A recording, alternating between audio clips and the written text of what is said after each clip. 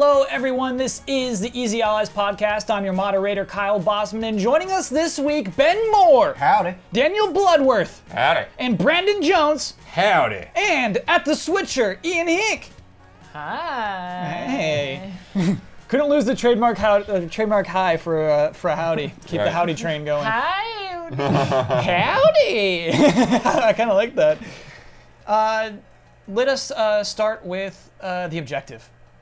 Our objective this week comes to us from Eric Klein. It is to convince Tom Cruise to watch E3. Ben, do you want to take on this objective? Yes. Daniel Bloodworth, do you want to take on this objective? Yes. Wow. Brandon Jones, do you want to take on the objective? Oh, yeah. Ian Hink, do you want to take on the objective? Absolutely. All you want to, like, Tom Cruise is hard to convince of things. Yeah. I got it. Okay. But once he's in, he's so in. Yes. You'll Exactly. never have a bigger Watch fan. E3. Okay, great. Let's begin corrections music, please, Jones. Okay, so Pokemon Let's Go Eevee, Let's Go Pikachu might have an experience points bar.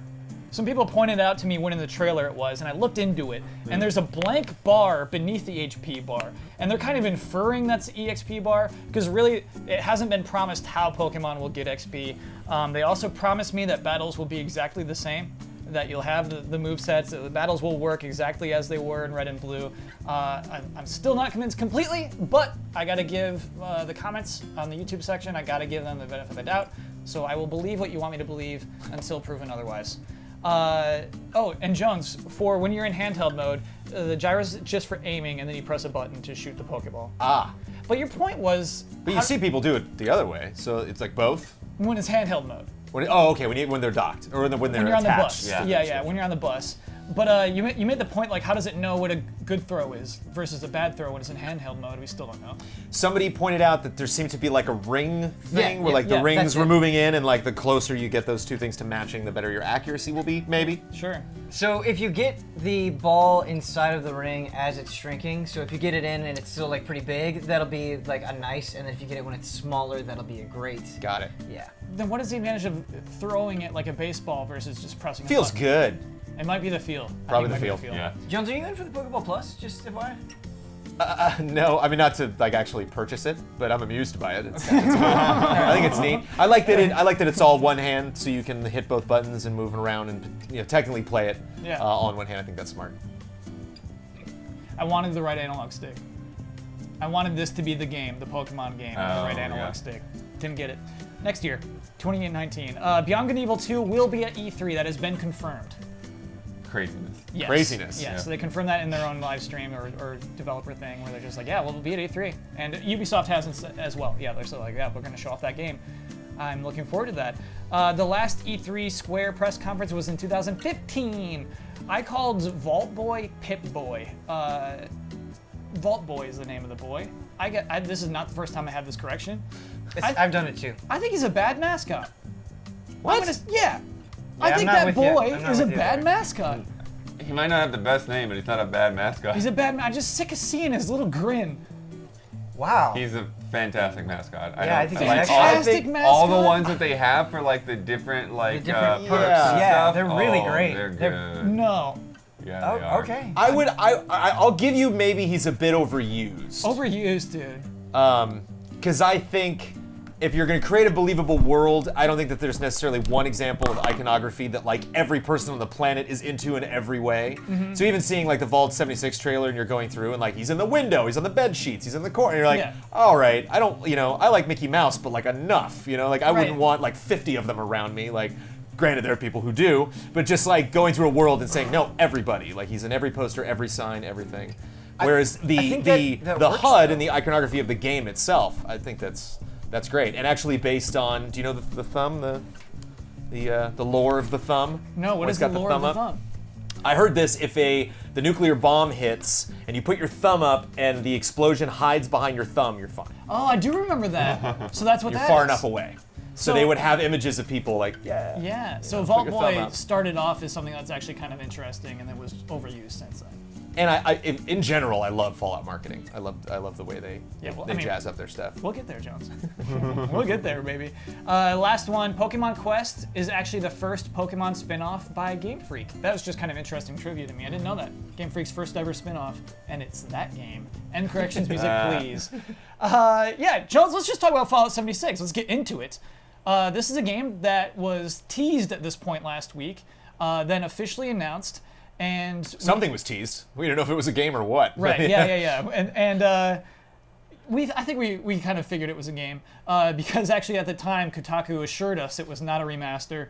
We'll get there. We'll get to Kotaku and everything they know about it. But I guess I'd like to talk about the reveal, the live feed of a wall inside of Bethesda Studios, or whatever that was, and then the trailer, the reveal trailer for Fallout 76. What's that trailer like? It shows the vaults. It's got some balloons. Vaults are nasty, right? No, it's actually pretty. It's pretty chipper. Vaults can become nasty, but they don't start out that way. Yeah, right. Yeah. It's a fresh vault. Right. It seems like kind of nice. It doesn't seem like too depressing at the beginning. But empty. But empty. And that's what is kind of sad about it, is that you have and you don't really get a sense of like something happened and so everybody went running away like in a BioShock, like, oh, it was clearly some party and then everybody murdered each other. It's just no one's around. You know, and so it's that kind of question of like, oh, did the vault open and they left, or are we just not, is no one just in this room at the time? Like, but you do see confetti. You get the confetti and you get the idea like, oh, they all just left because it was time to go. Yeah, and they talk about Reclamation Day as Yes. well, which is very interesting. So basically, we saw that trailer. It's kind of intriguing, kind of fun. Great song selection. And we had, I guess, like 90 seconds for that to be a mystery of what kind of game Fallout 76 would be. And then Jason Schreier came to the rescue and told us all what this game is. right. So like we don't have to guess anymore. The awful pain of speculation. Yes, just the kills awful me pain every of time. like maybe like there being a surprise of what kind of game this is. It's a online survival RPG. Excuse me if you want to get those words in the correct order. Heavily inspired by games like DayZ and Rust. And again, I'm using those words directly from Kotaku's reporting. Jason Schreier individually, because he's got the scoops. I think he's that guy. So yeah, basically, Fallout 76 is going to be not too much like the other Fallout games. Apparently started its life out as experimenting in what a multiplayer Fallout game would be, and it's evolved into whatever Fallout 76 will be. No VATS. Maybe VATS? Online, how do you do VATS? You're right, I guess no VATS. And once one other player is on that map, you can't VAT that. Yeah, you can't VAT that. You You can't VAT VAT that. It's not vatable. Yeah, and so base building is a bullet point. The quests and the story will still be there, has been promised in the Kotaku reporting. Just survival-based multiplayer mechanics, and that is what that game will be. Isn't that nuts? It's not that nuts. I don't think it's 2 years that ago. nuts. Fallout 4 was just 2 years ago. Yeah, but they've been playful. They had a crazy mobile game that we didn't see coming that was the same as from mobile games I was familiar with, but put their own Fallout spin on it and definitely had like the Fallout vibe, the humor. Actually, I'm sorry, I need to correct myself immediately, Jones. I think it will be, by the time this game releases, 3 years. If it releases this year, Okay. I think that will be 3 years between the games, which is, I guess, enough. Yeah, I guess that's enough. Yeah. Sorry, and keep going. So I'm not Well, surprised thinking to of its see them spin-off. being playful with the Fallout franchise, experimental with the Fallout franchise. Yeah. I think one of my first takes that I get from this game is that it will be, what the correct word is, like modular, maybe? That this is something they'll maybe like release something that's kind of like the launch version of it and then No, that is the drop correct some term. fun modes Yes. on it. Even like kind of Grand Theft Auto Online, where they're like, what about this mode? And maybe we'll do this for a little while and see what our fans think of it. Yeah. And, Fortnite did that, not the Battle Royale does that a little bit, but the Save the World mode a lot of times, like they will specifically say in the language, like we're just trying this out, like we let us know what you think of it, and we'll add this or refine it. It's the games as a service version of Fallout. I mean, there's a lot of base building in Fallout 4, though. Yeah. You know, that is something that I think they've kind of already primed us with. But the worry, and you could argue that this was already a problem in Fallout 4, and a lot of people have, and rightfully so.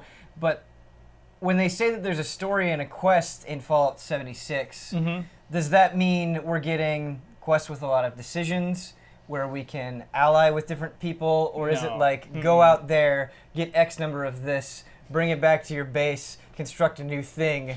I think that's what people are really worried How about. I many think you're setting the right Nuka-Cola expectations, bottles yeah. will we be getting? Yeah. How many, like, I bet even, like, go here and kill this many enemies, you know? Apparently it takes place timeline-wise before, like, right after, like, before most vaults have opened, before the games that we've played. I don't know if it's before Fallout 1 or 2. But I believe it is before. I'm pretty sure it's before Fallout 1 and 2. I Okay, believe cool. it is Yeah. the first in the timeline. like one of the first ever vaults that opened up, which is why Yeah, I it's think the it's- survival-like game. It's because we don't have anything established outside. great people who have made YouTube videos. IGN actually did a video on this. They talked about like where it is, and the Vault 76 has been mentioned in other Fallout games as a control vault. Yes. And it opened before the vault opened in Fallout 1, Cool. which is interesting. And so I think having the precedence for it in other games is a really cool fact to consider. But you brought up Fallout Shelter. And- Jones did. Yeah, you brought Yeah. up Fallout Shelter, and it's funny because I remember when Fallout Shelter was announced, and I was really excited about it, and I liked the art, and I liked the idea of managing my vault. But personally, my expectations were like kind of quickly went down the drain because I'm like, oh, it's just like so many other management mobile games that I've played, and I hope that sort of mentality doesn't like. I'm just thinking of those grinning vault boys. You're just taking care of a bunch of little vault boys in that game. Sure, yes, All with that same grin. and I All just girls, you gotta procreate. Yep. when you say open world survival online game, I think it's really easy to be cynical. I Yeah. think there are a lot of negative things that you can easily attach to this, and I just hope that ends up not being the case. Yeah. One last detail I want to add that I think is kind of interesting is that it's the Austin branch, which I guess is pretty new for Bethesda. It is the Battlecry team that's working on this Yeah. game. In Interesting. conjunction with Bethesda. Bethesda is working on this as well. But yeah, the former Battlecry team is working on this game. Yeah, I will say that from the teaser at least, like even though it's very clearly Fallout, it kind of looks different graphically. You know, like it doesn't look like it's running on the same engine as a Fallout game. I think that's fair, Blood. Like the trailer looks a little lower quality, I would say. Right when we see, I guess, the hat and the red cup, I think it looks like a little simpler, the look of it. Yeah, like I don't know about lower quality, but like cleaner in a way, and maybe that's just like intentional again because you're Yeah. saying like it's not like all rusted out and everything, but yeah, there's definitely a different look to it. I think it'll get nasty once we get to the surface, man. I think it's gonna be nasty up there. Yeah, it could be like super nasty. Yeah. Right, like if it's a survival game, like we probably have to worry about radiation. We probably have to worry about Oh, you food definitely and have to water worry and about stuff like radiation. that. We always yeah. have, yeah. So yeah, I bet like it's just gonna be nasty up there, and it's just yeah. I feel like I've gone through a slight range of emotions with Fallout 76. Sure. Where now that I've kind of gone through that cynicism of what if it's just this generic open world survival game, I'm hopeful. I think it's important for people to experiment and try new things. That's how we get great stuff. But I think the reason the disappointment is so keen is when we have given Fallout to another good developer like Obsidian, and they make the absolutely awesome Fallout New Vegas, and then we're like, oh, we're gonna get a new Fallout game that's a spin-off. I think it's hard not to envision that, and a lot of people are attached to Fallout New Vegas, so I kind of understand this like blanket of disappointment over this whole thing. But I think they were anticipating that, and I think that's why this game is coming out, or the announcement is coming out ahead of E3, is because this is going to be a weird Fallout game. This is going to be, you can't really attach this to any other Fallout game that they've done, and I think if this just suddenly, the whole cart got pushed out right in the middle of the press conference, everyone would be like, wait, what? Wait, whoa, what? And then like, okay, and now moving on to the Evil Within 2 DLC, and you're like, wait, hold on, what was that weird Fallout game they just talked about? Like, Jones, my brain is still trying to process this, where now we're going to go in being like, yeah, and then 76, who knows what that, I mean, we're kind of just open with our expectations to So it's like it kind of this- not being Fallout 5 or even Fallout New Orleans or whatever, all the weird like leaks. I don't think that this isn't intentional. They didn't want Kotaku to write an article like that. Or did they? Yeah, or did they? I think, Jones, they wanted us to be guessing right up until the event. But guessing that it was something different. Calling Yeah, it I guess you're 76 is clearly like a turn. Sure. Yeah, it's because not. we haven't gotten to Fallout 75 But yet. I don't think it would have been unfair to think like, oh, maybe this is New Vegas. Maybe this is like a cool, more compact story and like its own unique game that was like more focused than we wanted out of Fallout 4. And it's not that. It's not that at all. But Ben, I think it's the smart thing. I think this game has a better chance to perform well than like another expansion to Fallout, you know? Yeah, I mean, I wonder if we're at a point where game companies just don't even register a certain level of cynicism. Like, I remember when Fortnite announced that it was going to have a Battle Royale mode, and people would be like, oh, playing me too, huh? Like, and just the typical snarkiness. Yeah. And it's like, clearly they did the right thing. Yeah, exactly. And I think it's just getting to a point where you have to expect a certain level of snarkiness and backlash, and, you know, maybe your big success will work out. I'm reserving my snarkiness because I just think Fallout fits this genre so well. You know, Yeah. like I just think it just makes sense. It's not like, what? You're making a tower defense game out of what? You know, it just, like when I think about these games that I like, when you mention, you know, Rust and DayZ and Fortnite, I think about Fortnite a lot. I'm curious if there's going to be a separation between, as Fortnite does in Save the World, where like you're going to have your own base that you're eventually going to upgrade and have more challenges, and then there's going to be missions where you're going to have to build something on the fly, where you're going to have to like get out into the world, build something real fast to protect, you know, maybe like there's another vault that's opening up and you got to like build fortifications out in front of it because a bunch of, you know, rad scorpions, is that what they're called? Yeah, it's funny. There won't be red like scorpions. there won't be any like the legions. There won't be like anything out there really. That's kind of interesting to think about it. Well, Yeah. I mean, Go ahead. It's going to be you. You're Yeah. going to be building that stuff. Yeah. Potentially. to me, it's like how much like Rust is it going to be? Because if it's straight up like Rust, there's nobody else in the world already, and it's kind of just free-form battle royale, right? Because Rust is just you go until you die and then you're done. Yeah. Or, yeah, I don't know. Like, there's not going to be anything out there but other people to fight, right? Yeah, that's the unclear thing is like if it's like permanent progress or not. When I build a base, that's my base forever, or when I build that base, right, it's just this one for this run. I think both. Yeah? I think you get a little bit of both.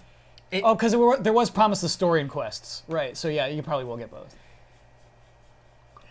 What's the chance of there being microtransactions in the form of pay to speed this thing up? Low, but there will be microtransactions. Okay. That's my guess. Yes, I strongly believe that as well. Yeah, Bethesda's been trying to make that work for a while now, right? Oh, do you mean with like the downloads, the Yeah, was it not the patches? Where was it? was Where it the workshop or is that just the Steam? workshop? Yeah, where it wasn't. You're right. It's not called workshop. I totally Yeah. forget. Where people could make their own downloadable items, and then you could buy those downloadable items, and Bethesda splits the income with those people. Do you think we see a lower price point for this game, supplemented by that stuff? Yes. Good guess, man. Absolutely. I think you see Yeah, that. I think there's a fair chance. I think it could go either way, but yeah, I think they may do that. It's a primo $40 game. I think it's right there. You might remember a few weeks ago, we had a leak from Walmart, listed a bunch of games that we hadn't even like thought about, including Rage 2. One of those games listed was Assassin's Creed. And I saw that and I thought, no way that's a new Assassin's Creed. Too soon. It's probably like an expansion, like maybe a standalone DLC kind of thing. After Ubisoft was so happy not to do yearly Assassin's Creed anymore, they can't do another one this year. Then, this last week, we got to see a keychain. And the keychain was of basically like a Trojan mask, and it had the title Assassin's Creed Odyssey on that. And then, for 90 seconds, we could guess about what that might mean. What could Assassin's Creed Odyssey be? You know, we had this time of like wondering, like, is that a new game? Are they going to announce that this year? Then, Jason Schreier came to the rescue.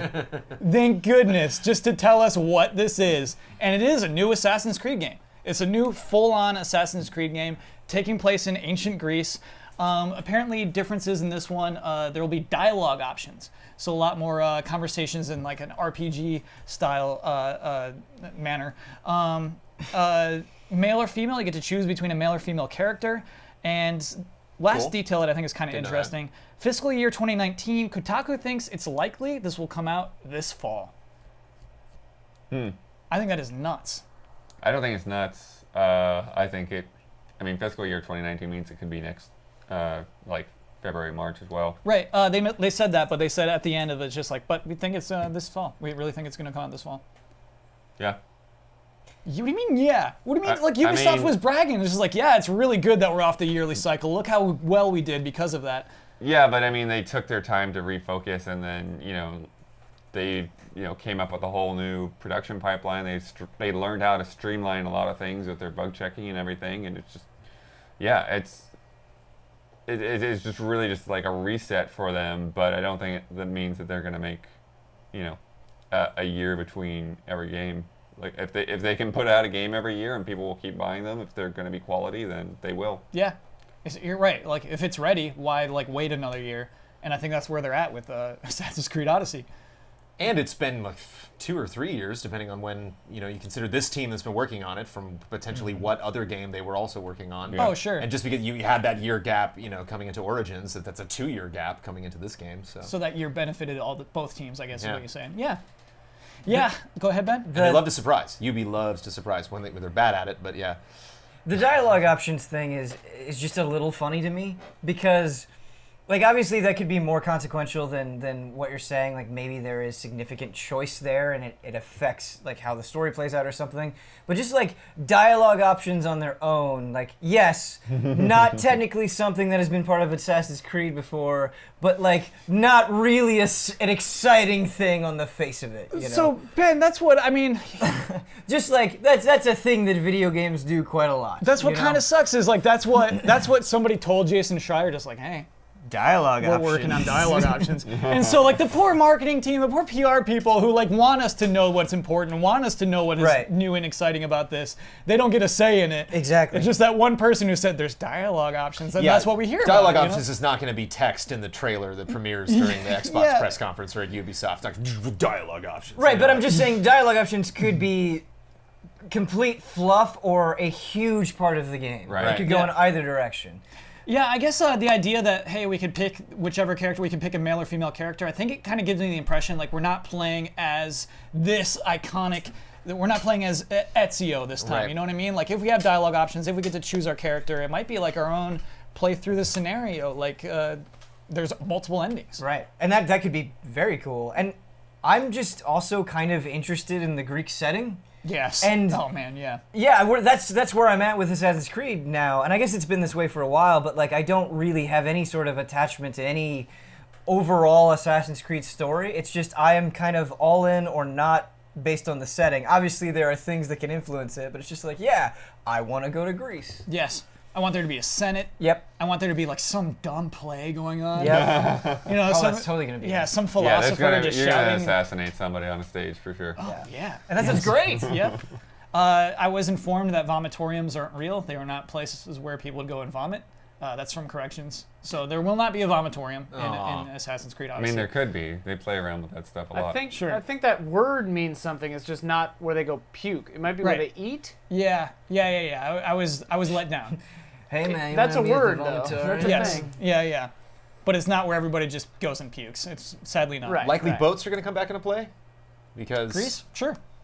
Greece is a little more Yeah. water A lot adjacent of islands. than some of the previous stuff. So But will there be minotaurs? I feel like every time you talk about Assassin's Creed, you're just like kind of trying to drum up an Assassin's Creed 4 successor. yeah, Yeah. Blood, I think you touched on an interesting question. I know you're making a joke, will there be Minotaurs? But every time I look at like DLC images for Assassin's Creed Origins, it's crazy stuff. giant snakes. Yeah. And yeah. And there's just like, there are gods. They are the dog-headed gods. And they're just like a Well- giant in the desert. It's like, what did Assassin's Creed become? But I don't know, like, that's actually where the interesting thing comes up because, I mean, Ben was talking about, like, not being that into the overall story, but the overall story has a lot of references to Greek gods, you know, like Minerva is in Yeah, there and that's a all great that. point. Yeah. So we could actually get some actually relevant story stuff happening in Assassin's Creed for a change. Cool, dude. All right. Yeah, I'm actually very excited to see a reveal of an Assassin's Creed game. Oh, I should say that after this whole leak happened, later that day, Ubisoft tweeted out the title and like a 2-second like clip of somebody booting another guy off a cliff, 300 style, and said, "See you at E3." I thought that was a classy call. Yeah. Yeah. That's like, hey, it's real. It's going to be at E3. Just hold on, it's real. Yeah, I like that. Yeah, we'll see it at E3. Speaking of seeing things at E3, it is time to conclude our E3 press conference previews. We get some good stuff. Yeah, he do. We get some good stuff. You and Blood get two pretty good ones. We're, of course, kicking off with our PlayStation Showcase, which will be Monday, June 12th at 6 p.m. Pacific time. Before we talk about specific games, I always like to talk about the press conference itself and where you expected this one to go in relation to last year and years prior. I think it'll go back to classiness. Last year wasn't classy? There were a lot of gimmicks last year. There were a lot of gimmicks. The hanging bodies were last year, dude. I was there in person last year. I've not attended a lot of Sony press conferences in person. And Call of Duty had like legit explosions. like things like exploding. pyrotechnics were actually like, like on stage, you know, you're like, oh, all right. And you can feel those, right? You feel a warmth from those. And I just think, they're so loud, and you're just like, okay, like, am I shell-shocked because of how great World War II looks, or am I just, reacting to things exploding in my face? And I just think they experimented with so many things with production value. Obviously, huge announcements followed up by orchestra and this just incredible reveal of God of War, and then with live music. And then I think they were just fell victim to a lot of gimmicks, for the year after. Yeah. Like, I loved that Spider-Man reveal. That was really great. I didn't need a big crane to come in on stage. It's like, I think the content should really speak for itself, and you don't necessarily need to, like, if you're going to play up the venue, great. If you're going to have kind of one element that, that's what I think was great about the orchestra, is it just kind of made everything better. It was just like always there. And so they were able to, to play up a lot of these big events, and it just made it feel like you were at a concert, you were at an opera. And so I just think having that classy vibe, I think did well for Sony, and then the gimmicks after did not do so well. So you expect them to have learned from that? You expect them to go back to basics again this year? I think so, yeah. I get a vibe from Sony that they are always trying to look back at what they did and improve upon it. Sure. Unlike the EAs of the world. What I think is kind of interesting that Sony still does this is they still show their press conference in theaters. They still think their press conference is entertaining enough to a broad audience that you'd be willing to go to a theater and hang out with other people watching at the same time. And the people do. Yeah. And people buy those tickets and they hang out and watch a Sony press conference on, a Monday night. That just sounds really fun. Yeah, I love that. Go ahead, Blood. Yes, but that's one of the things where I think it's kind of, like Brandon was saying, is weird, is they're focusing so much on this stuff that you can only appreciate in like a live experience.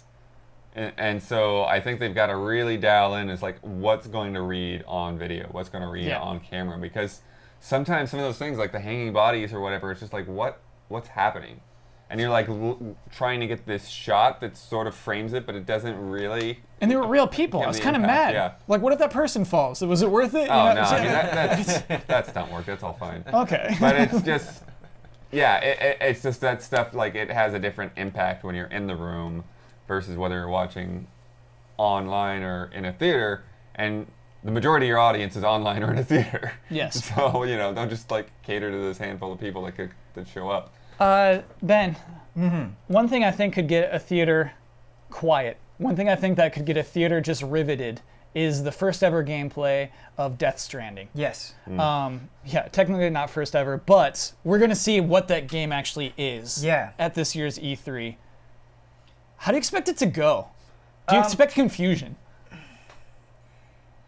I don't know what to expect, but when you get out there and you say, hey, we're going to be taking a close look at this, and we've been kind of whipping you up for Death Stranding for a long time, and you could say the same about like The Last of Us Part 2, and there's already been kind of an establishment of excitement for Ghost of Tsushima. When you say we're going to take a close look at these things, I expect like lengthy gameplay demos with somebody saying, this is what this is what you're going to be doing, let me introduce you to the world of Death Stranding. Yeah. And I expect it to be long. I want 10 minutes for each of these. I think we're going to be experiencing around the 10-minute mark, 15-minute mark for these games. And it depends on what Death Stranding is. If it is a stealth action survival game, I think that will be obvious and somewhat explained. If it's way crazier than that, and there's a bunch of weird stuff with online, and who knows what you can do with those babies, I don't know. I'm getting the impression there is online stuff. Yes. And I'm getting the impression it's not like any other game we've played, whatever that integration is.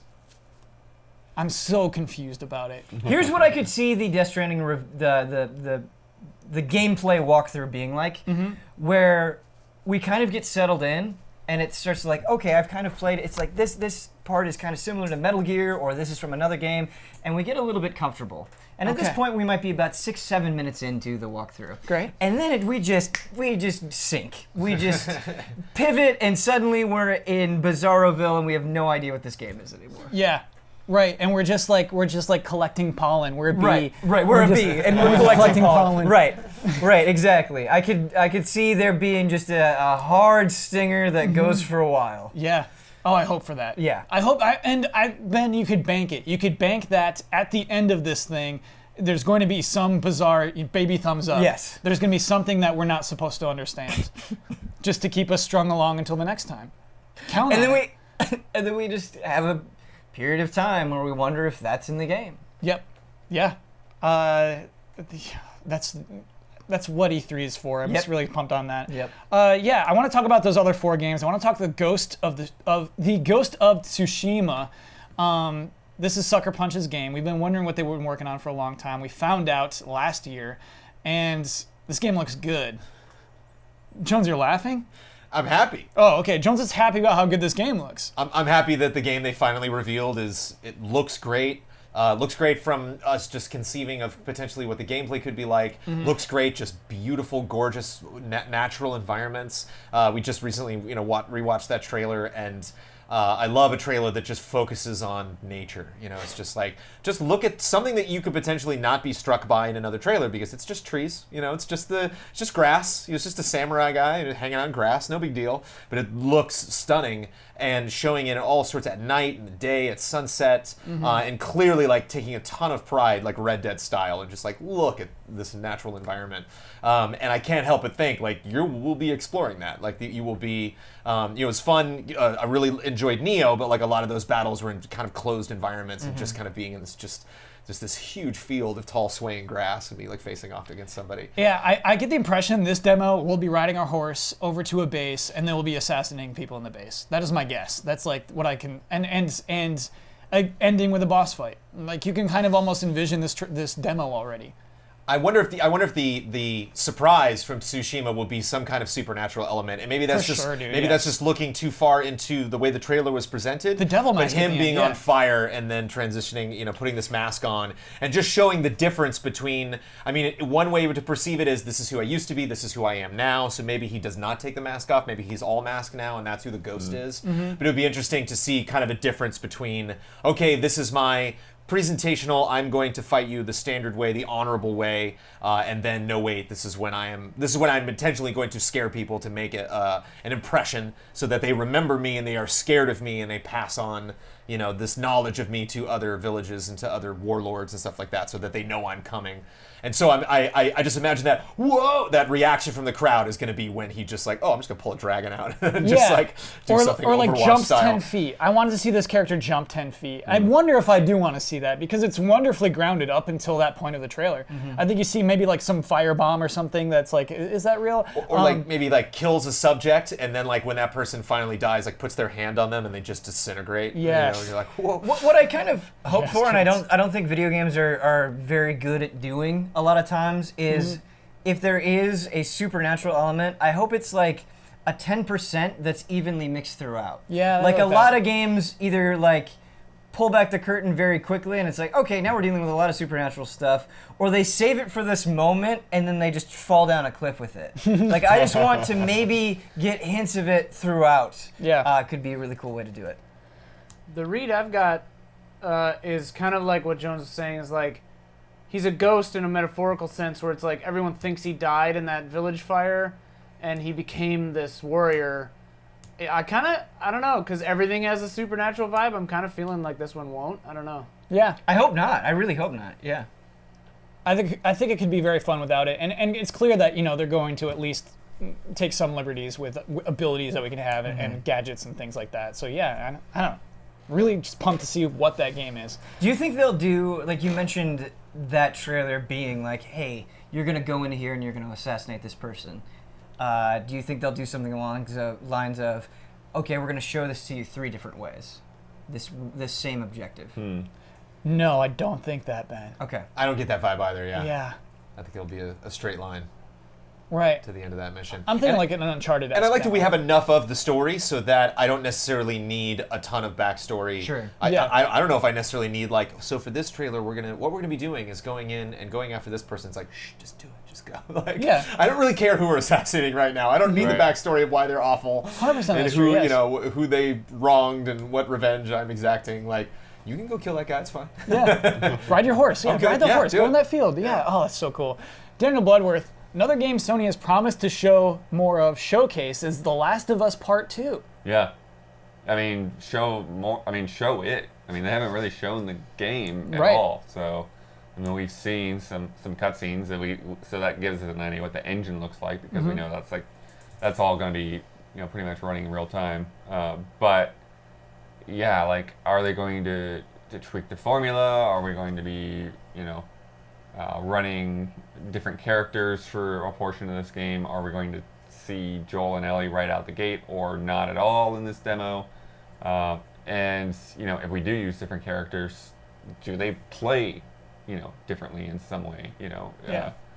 Do they have some kind of gadgets to do mind games on people somehow or set ambushes or so there's it's really wide open and we don't even know like realistically like what the time period is like, right? There's all this speculation about like, well, this part in the second trailer that we saw, maybe that happened like way before. Yes. We do at least know Ellie is an adult in this game. Right. But we don't know if that's the whole game. Right. And so there's like all this, there's still a lot of speculation all around, but most of that speculation I think has been story-wise, and I'm really curious to see like what are they going to do, if anything, to revamp the gameplay as well. One thing I really want to see as well is the environments. I think there's just a ton of beautiful moments of The Last of Us. Just huge buildings with grass all over them. It's just like there are parts that actually look really nice, and it's just fun to be in those environments. Bad things are coming, but there's like a true beauty to it sometimes. I don't know if we've seen that too much. The first trailer kind of opens in the forest, right? But yeah, I want to see that aspect. I want to see that aspect of The Last of Us. Their environmental artists are just out of control. Yes. I want to see what they're working on. I'm curious whether we'll get any sort of new enemy types. Oh no, like the fungus is evolved, man. I mean, not even necessarily evolved, but maybe there's something else going on, like in a different region. Like if they've moved on somewhere else, or maybe like if it has evolved in a way that like it's infecting animals now or something, Yes, dude. And that second trailer just really emphasized like human on human conflict and how is that going to present itself in Last of Us Part 2. But like you talked about like revamping the gameplay, and when I just think about it here now quickly, like I don't know what I would want specifically to change. Like when you say revamp, I don't know. I don't know what I would if there would need to be like huge, dramatic, sweeping changes to how you go through. I'll tell you one thing I would love. Okay. Is 0 enemies spawning in. Yeah. Sure. Every enemy you fight is already there on the map. Nobody's Yeah. going to come out of a closet or a door, and like once it's alerted, is there a few more guys come in? Sure. I got one for you. Yeah. Co-op partners helping instead of just being there. I think a very simple, quiet moment that could get like a big reaction is like you go in, say, I'm totally on the fence. Like we haven't seen Joel yet, so like part of me thinks like the Joel's gonna be the big reveal. What Joel looks like now, a little bit older. You have seen him. He's in the end of the first trailer. You didn't see his face. You He did? kind of walks in and he just then walks in the room and he's like, "Hey, you ready? You sure you want to do this?" Reaction shot. You get his face. I don't think so. All right, I might Prove be it, wrong. take it. I'm sliding you the prove it, take it. All right, we'll go back. I got the laptop in front of me. I'll look at But it. I think it would be neat if you're the primary character that you are controlling is hiding behind something, and your friend comes in and hides behind another thing, and you're like, "Oh, give me that brick," and they throw it to you, or like they have a gun or ammo or something, and they throw it to you, or they find something and give it to you. Right. Because, I mean, honestly, after God of War, I kind of think they almost have to. If you're going to have a partner around, like yes, Sony Santa Monica did it, you got to step the game up to like make that happen or one better, Sure. Yeah. Sorry, I'm still watching this trailer. Also, like, you're not necessarily like protecting Ellie or anything at this point. Right. It's No. like it's not like, okay, we're not gonna like save the world with Ellie anymore. Like now it's like fight, everyone get involved. We're teammates, baby. I guess what I meant, Brandon, is you're saying like take this dynamic that you have and add to it. That's not necessarily changing how you fight Right. clickers or what you're doing. Like I think the general like what I really appreciated about The Last of Us is I think it had this really nice balance between giving you a sense of gathering things and crafting things to survive, but it wasn't so complicated that it slowed things down. Right. And that I think that's a really tough act to pull off, where you have a sense that you need to salvage, you need to survive, but it's not this total pain in the ass thing to do throughout the entire game. Jones is right. Yeah, that's right, baby. You see the side of his beard. Yep. You get like maybe 20% of his face, but never spins all the way around. Yeah, I'll take that back. I owe you That's a a touche. point for Joe. I owe you a touche. I don't gloat that often when it Yeah. comes to trailers, baby. It's like please, I've seen this. Yeah, she says every last one of them cut to And black. they hold on her forever. You see Yeah. her hand for a really long Yeah. time. She turns away and puts her guitar down, and then takes a long time before she finally turns and like, look at my face. Look, Yeah. I'm older now. Yeah.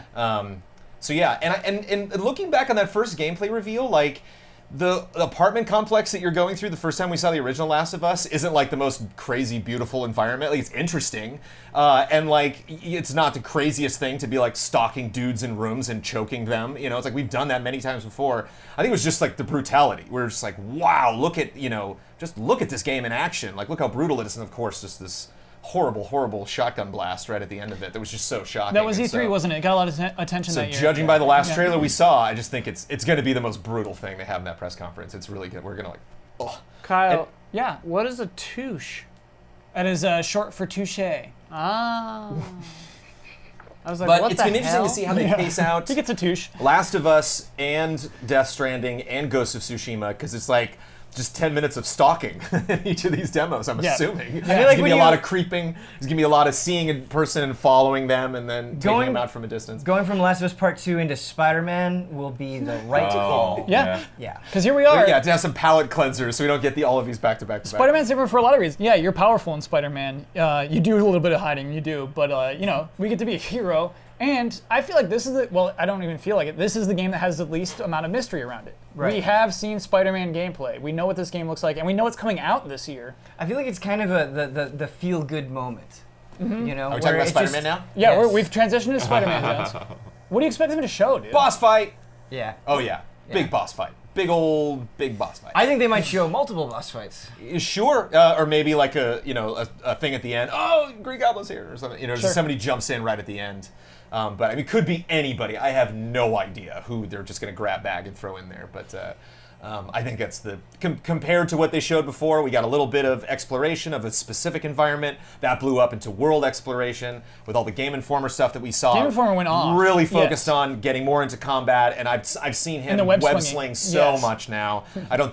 We have no doubt that that's going to be great, especially coming off of Ratchet and Sunset Overdrive. And it's like, yes, I know they're going to nail that. I think it's just a question of like, how does Miles fit into this? How, what are these other characters? What? Well, it's something that I don't expect to get answered at all. Like that. Not necessarily answers, but I think the reveal that they can do safely is really just pick one specific villain and give us just a big blowout fight. And I imagine a multi-stage fight, right? Yeah. Like you start Yeah. fighting them there on top of this building, yeah. and you just get thrown into this thing, and then you have to find them again. Yeah, So something like that. green Go or down to the Hobgoblin zoo. would be super great, but like Yes. probably somebody maybe that could potentially be mobile, like a Shocker or something that could do a lot of environmental destruction. We're going to Times Square. Sure. Yeah, at a very specific spot in New York. Right. That fight would be interesting. Yeah. Oh, baby. But I don't need it. I'm at this point where like I don't need. I want it and I'll devour it when it happens with my eyeballs. But like I'm not at that point where I'm like convince me. I think like, I'm Spider-Man good. does, though. I think the game does need to convince me. Okay. For the general public, I feel like they need one more trailer. I do. I mean, obviously, we'll get a lot more than one more trailer, but I think this E3 is the last time that just like let's just show. But take a this back game. seat to these other games. I don't need 10 minutes of Spider-Man. I could do a good 5-minute succinct.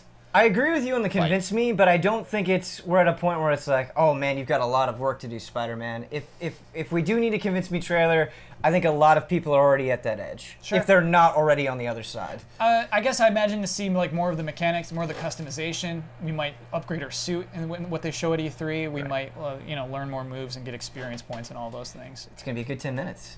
Good 10, man. I think that'll be 10 minutes. after the fact. I think Yeah. if we can get our hands on this game, people will be talking about that, but in the actual press conference, Yeah. I think we'll see. Boy, that Brandon Jones, Kyle Bossman Spider-Man E3 impression is going to be a glowing, enthusiastic, awesome time. Yeah, I mean, I won't get to play it, but I'll get to Oh. juice Jones. I'll squeeze that lemon of all of his knowledge. The ire I'm bad. going to have looking at the guy playing Yeah. that demo in front of me, like, are you finished? Are you done? Oh, and I hate that because it's like I want to do this. Right. Yeah, and they're not quite good. just don't that was watch. Mario last year. Watching other people play Mario Odyssey sucked. Did you have the experience of, I can't believe you do that. I can't believe you're so bad. Did you Yes. have those angry thoughts Yeah. in that moment? And it's like, why are you going in a straight line? Why are you going exactly where the game tells you to? It gave you a whole world, man. Go see the worlds. And he's like, can't jump right. Man, it's frustrating. So there was a lot of confusion after the initial post that Sean Layden made saying, hey, we're going to focus on these 4 games at E3. I don't believe that's it. I believe there will be more games announced in this press conference. I believe we'll see more demos of games. We'll see more things of games than those 4 games. Yeah. Yeah. Yeah, I mean, yeah. Because Yes. last year Sony was definitely taken aback because they thought they brought their A game, and then people were like, yeah. Yeah. And they're like, why? What do we need to do that we didn't do this year? And it's funny, I think they got the most attention, most goodwill for Monster Hunter World Right. more than any Yeah. other things. One thing that I think is a lock for the Sony press conference, could it be Microsoft? But Devil May Cry 5, I'm kind of thinking is Sony. I kind of think it's going to be there. Yes. That was the rumor a long time ago. It was rumored it was going to happen at PSX, and it was rumored that PSX was scaled back to make E3 better. And so I absolutely just expect the rumors to finally be true. I expect to see Devil May Cry 5 at Sony's press conference this year. Will we see more than just a trailer? Will we see gameplay of this game? Yes. I think if we see a trailer, we'll see a gameplay trailer. Like I just think Devil May Cry is not a game to just put out some teaser with the characters in it. Not after all it's this, too late. you know? Yeah, it's way too late Yeah, for that. Absolutely, you've yeah. got to show the game in action. You've got to And see speaking that of Monster combat. Hunter, that was a lot of stuff going on. Yeah. I love that That so was much. That was a really yeah. good debut. We got a really clear vision of what that game was going to look like. So Did they added this? Was the story stuff on that same trailer? Was that like the end of it? a little bit of it, I believe. Yeah. Some dialogue in there, I think. But you saw your character going through like the lush green forest and like Yes. following the fireflies Yes, and then, yes. like the, But to say it was like focused on the story, not really. No. right. It was focused on the world. Yeah. Yeah. Oh man, yeah, it's a good trailer. Yeah, I'm really excited for Devil May Cry 5.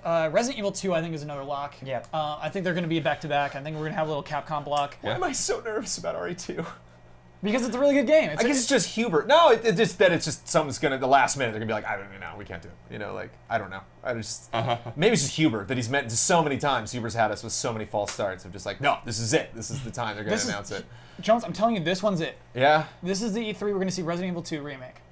And I just don't think it's been so long since that GameCube game first came out that I wonder if they're gonna just do some kind of, hey, look what we're doing with it. And people are like, no, don't do that.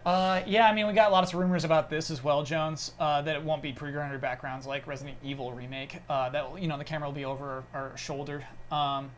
But also rumors that it looks great, that it just looks visually fantastic.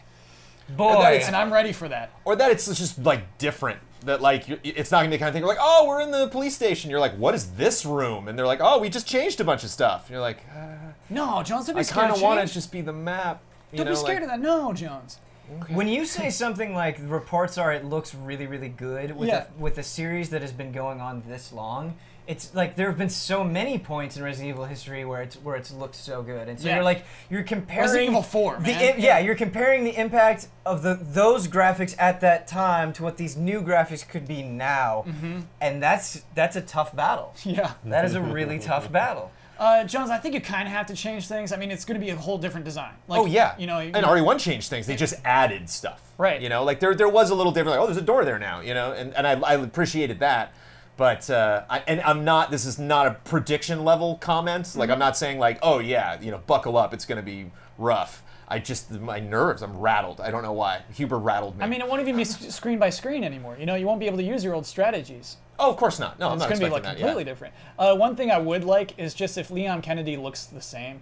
You know, it just has like the same, just like bright blue on his uniform. I would just like the look of it kind of to match with, like a 90s feel. Yeah, I don't want to take this. I don't want this to say the wrong way, but there's kind of like in Resident Evil 2, there's this freshness, this like slight dopiness to Leon. Like he's still a super cool character, but he's not the super cool Leon of Resident Evil 4, of Resident Evil 6. You know, where obviously he's had more experience with this stuff.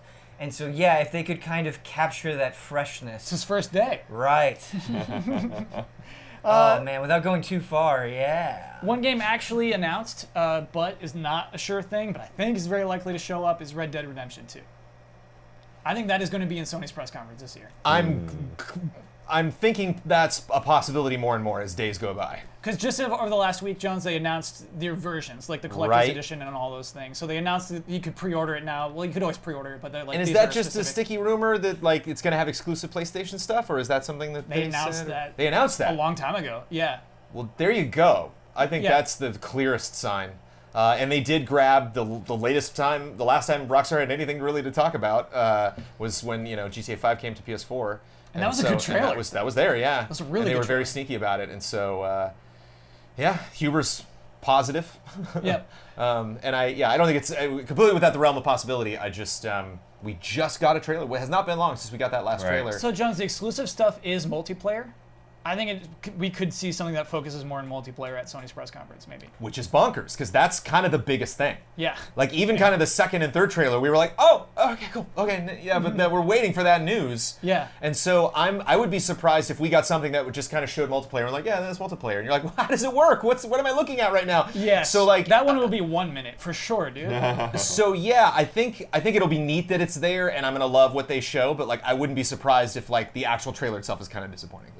It's not very robust. Yeah. And then I think, like, maybe on the Rockstar Twitter account, they'll be like, all right, more info in July or next month or later this summer. Yeah. We'll really get into detail about how that online works, but, like, maybe we'll just get Rockstar-style gameplay, cinematic representation of players playing it.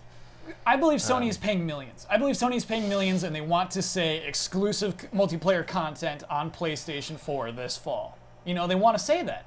If we get all the games we've talked about so far on this table, I have a heart attack. No, that's actually what I wanted to say. I think you go down this list, and if the lineup is similar to what you've described, and we know Last of Us is going to be there, we know Ghost of Tsushima is going to be there, we know Death Stranding is going to be there, we know Spider-Man is going to be there, we could just stop there, and that's still a pretty good E3. One of the best. Yes, and we take that train, and we attach Devil May Cry 5, Resident Evil 2 Remake, Red Dead Redemption 2. That's like a couple of years ago, that would have been like wildest dreams, batshit insane E3. Yeah. And that could be our potential reality right now. It's so funny, Ben. Yeah, I think people are worried that there won't be huge announcements, that there won't be huge surprises, but we're like, just that lineup.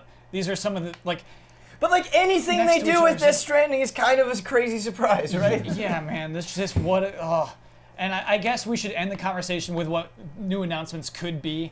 Obviously, there's a lot of wishing for Shadows Die Twice to be Bloodborne 2 or to be something that is announced for the PlayStation 4. Do we think that's going to happen in Sony's press conference this year at E3? It's like it was stacking a bunch of like really nice Pongs and Pogs. And it's like, man, look at this crazy E3. And Shadows Die Twice is just this slammer. It's a slammer. It's just this slammer, man. Yeah. It's It weird. would be Yeah, that, yeah. again, I'm on the fence because it's like we had that crazy teaser trailer, which they wanted to get the word out and get people hyped, and so because we just got such a tiny glimpse, it's probably still a ways off, and it's probably not the time to hear about something. But then that other side of me is like, why the hell give us that trailer then? If it wasn't leading up to something, if it wasn't the amuse-bouche. And they before said, the entree. Y'all made fun of me. They said at the end of that one, like, hey, we're going to see it within the next year. Yep, and here we are. Yeah, and so if it's not this, it's Gamescom or TGS or Paris Games Week. Or the Game Awards again. It's this. And that's what I said. I thought it was the Game Awards last year, like it would count as within a year, but it's not. It's E3 this year. It's E3. It's E3 this You year. bring that to E3. Yeah. I wonder if it's a Sony exclusive. I kind of get the impression it might not be, but I don't know.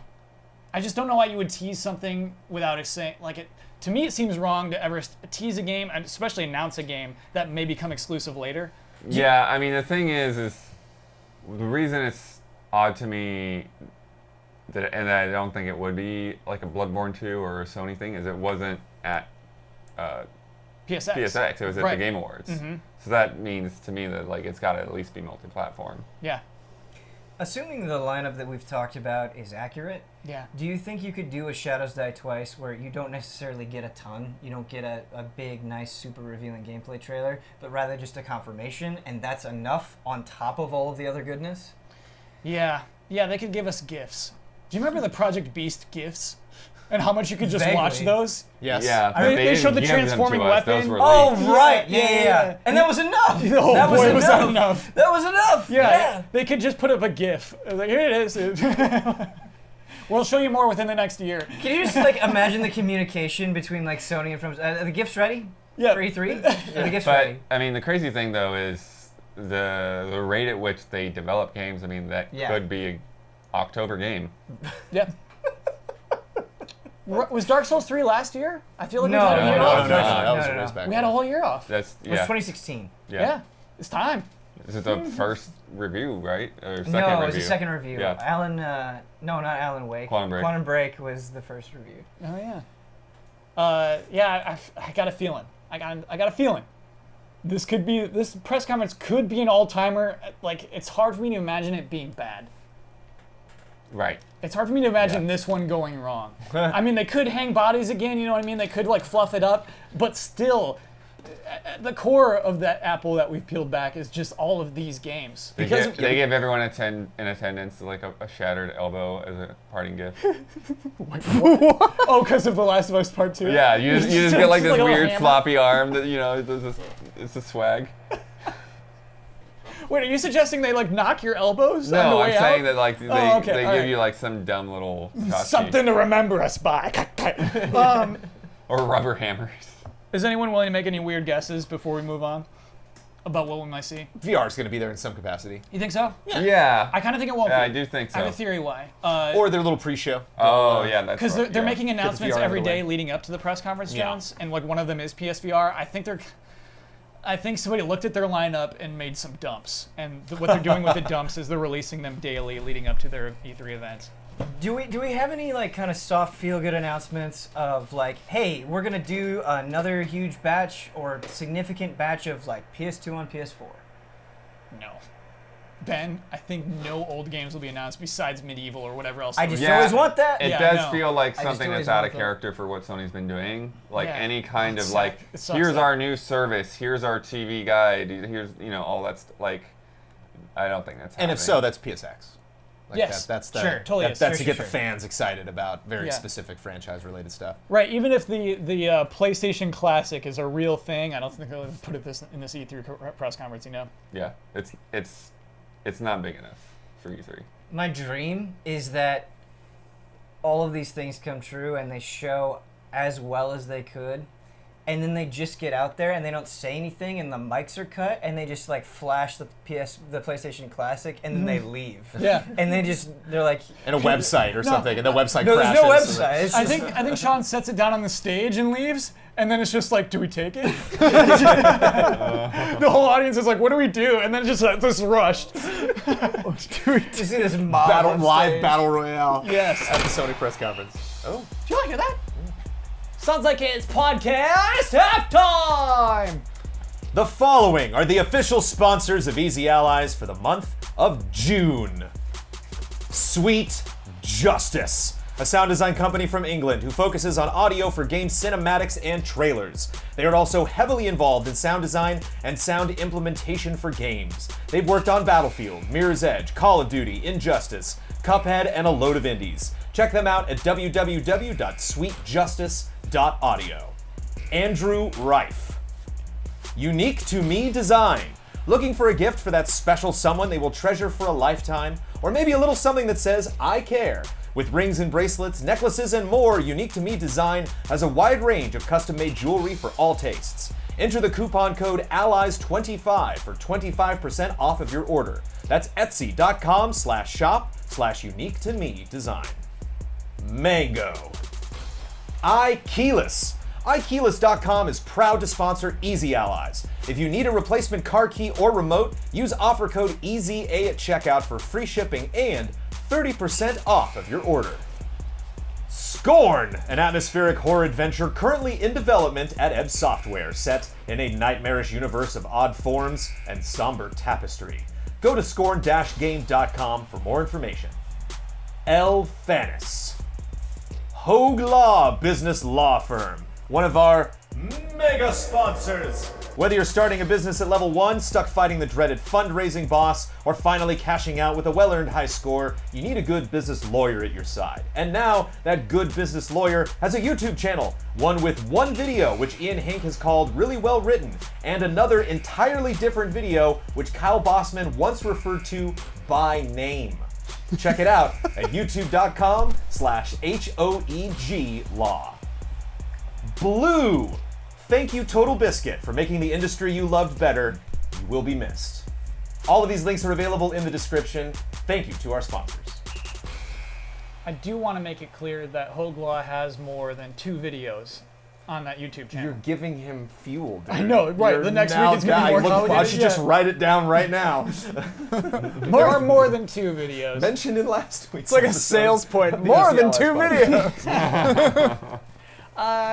Tuesday, June 13th, is the first day that E3's doors will be open, but it is also the last day of press conferences. It is the day of the Nintendo Direct, which is happening at 9 a.m. Pacific time.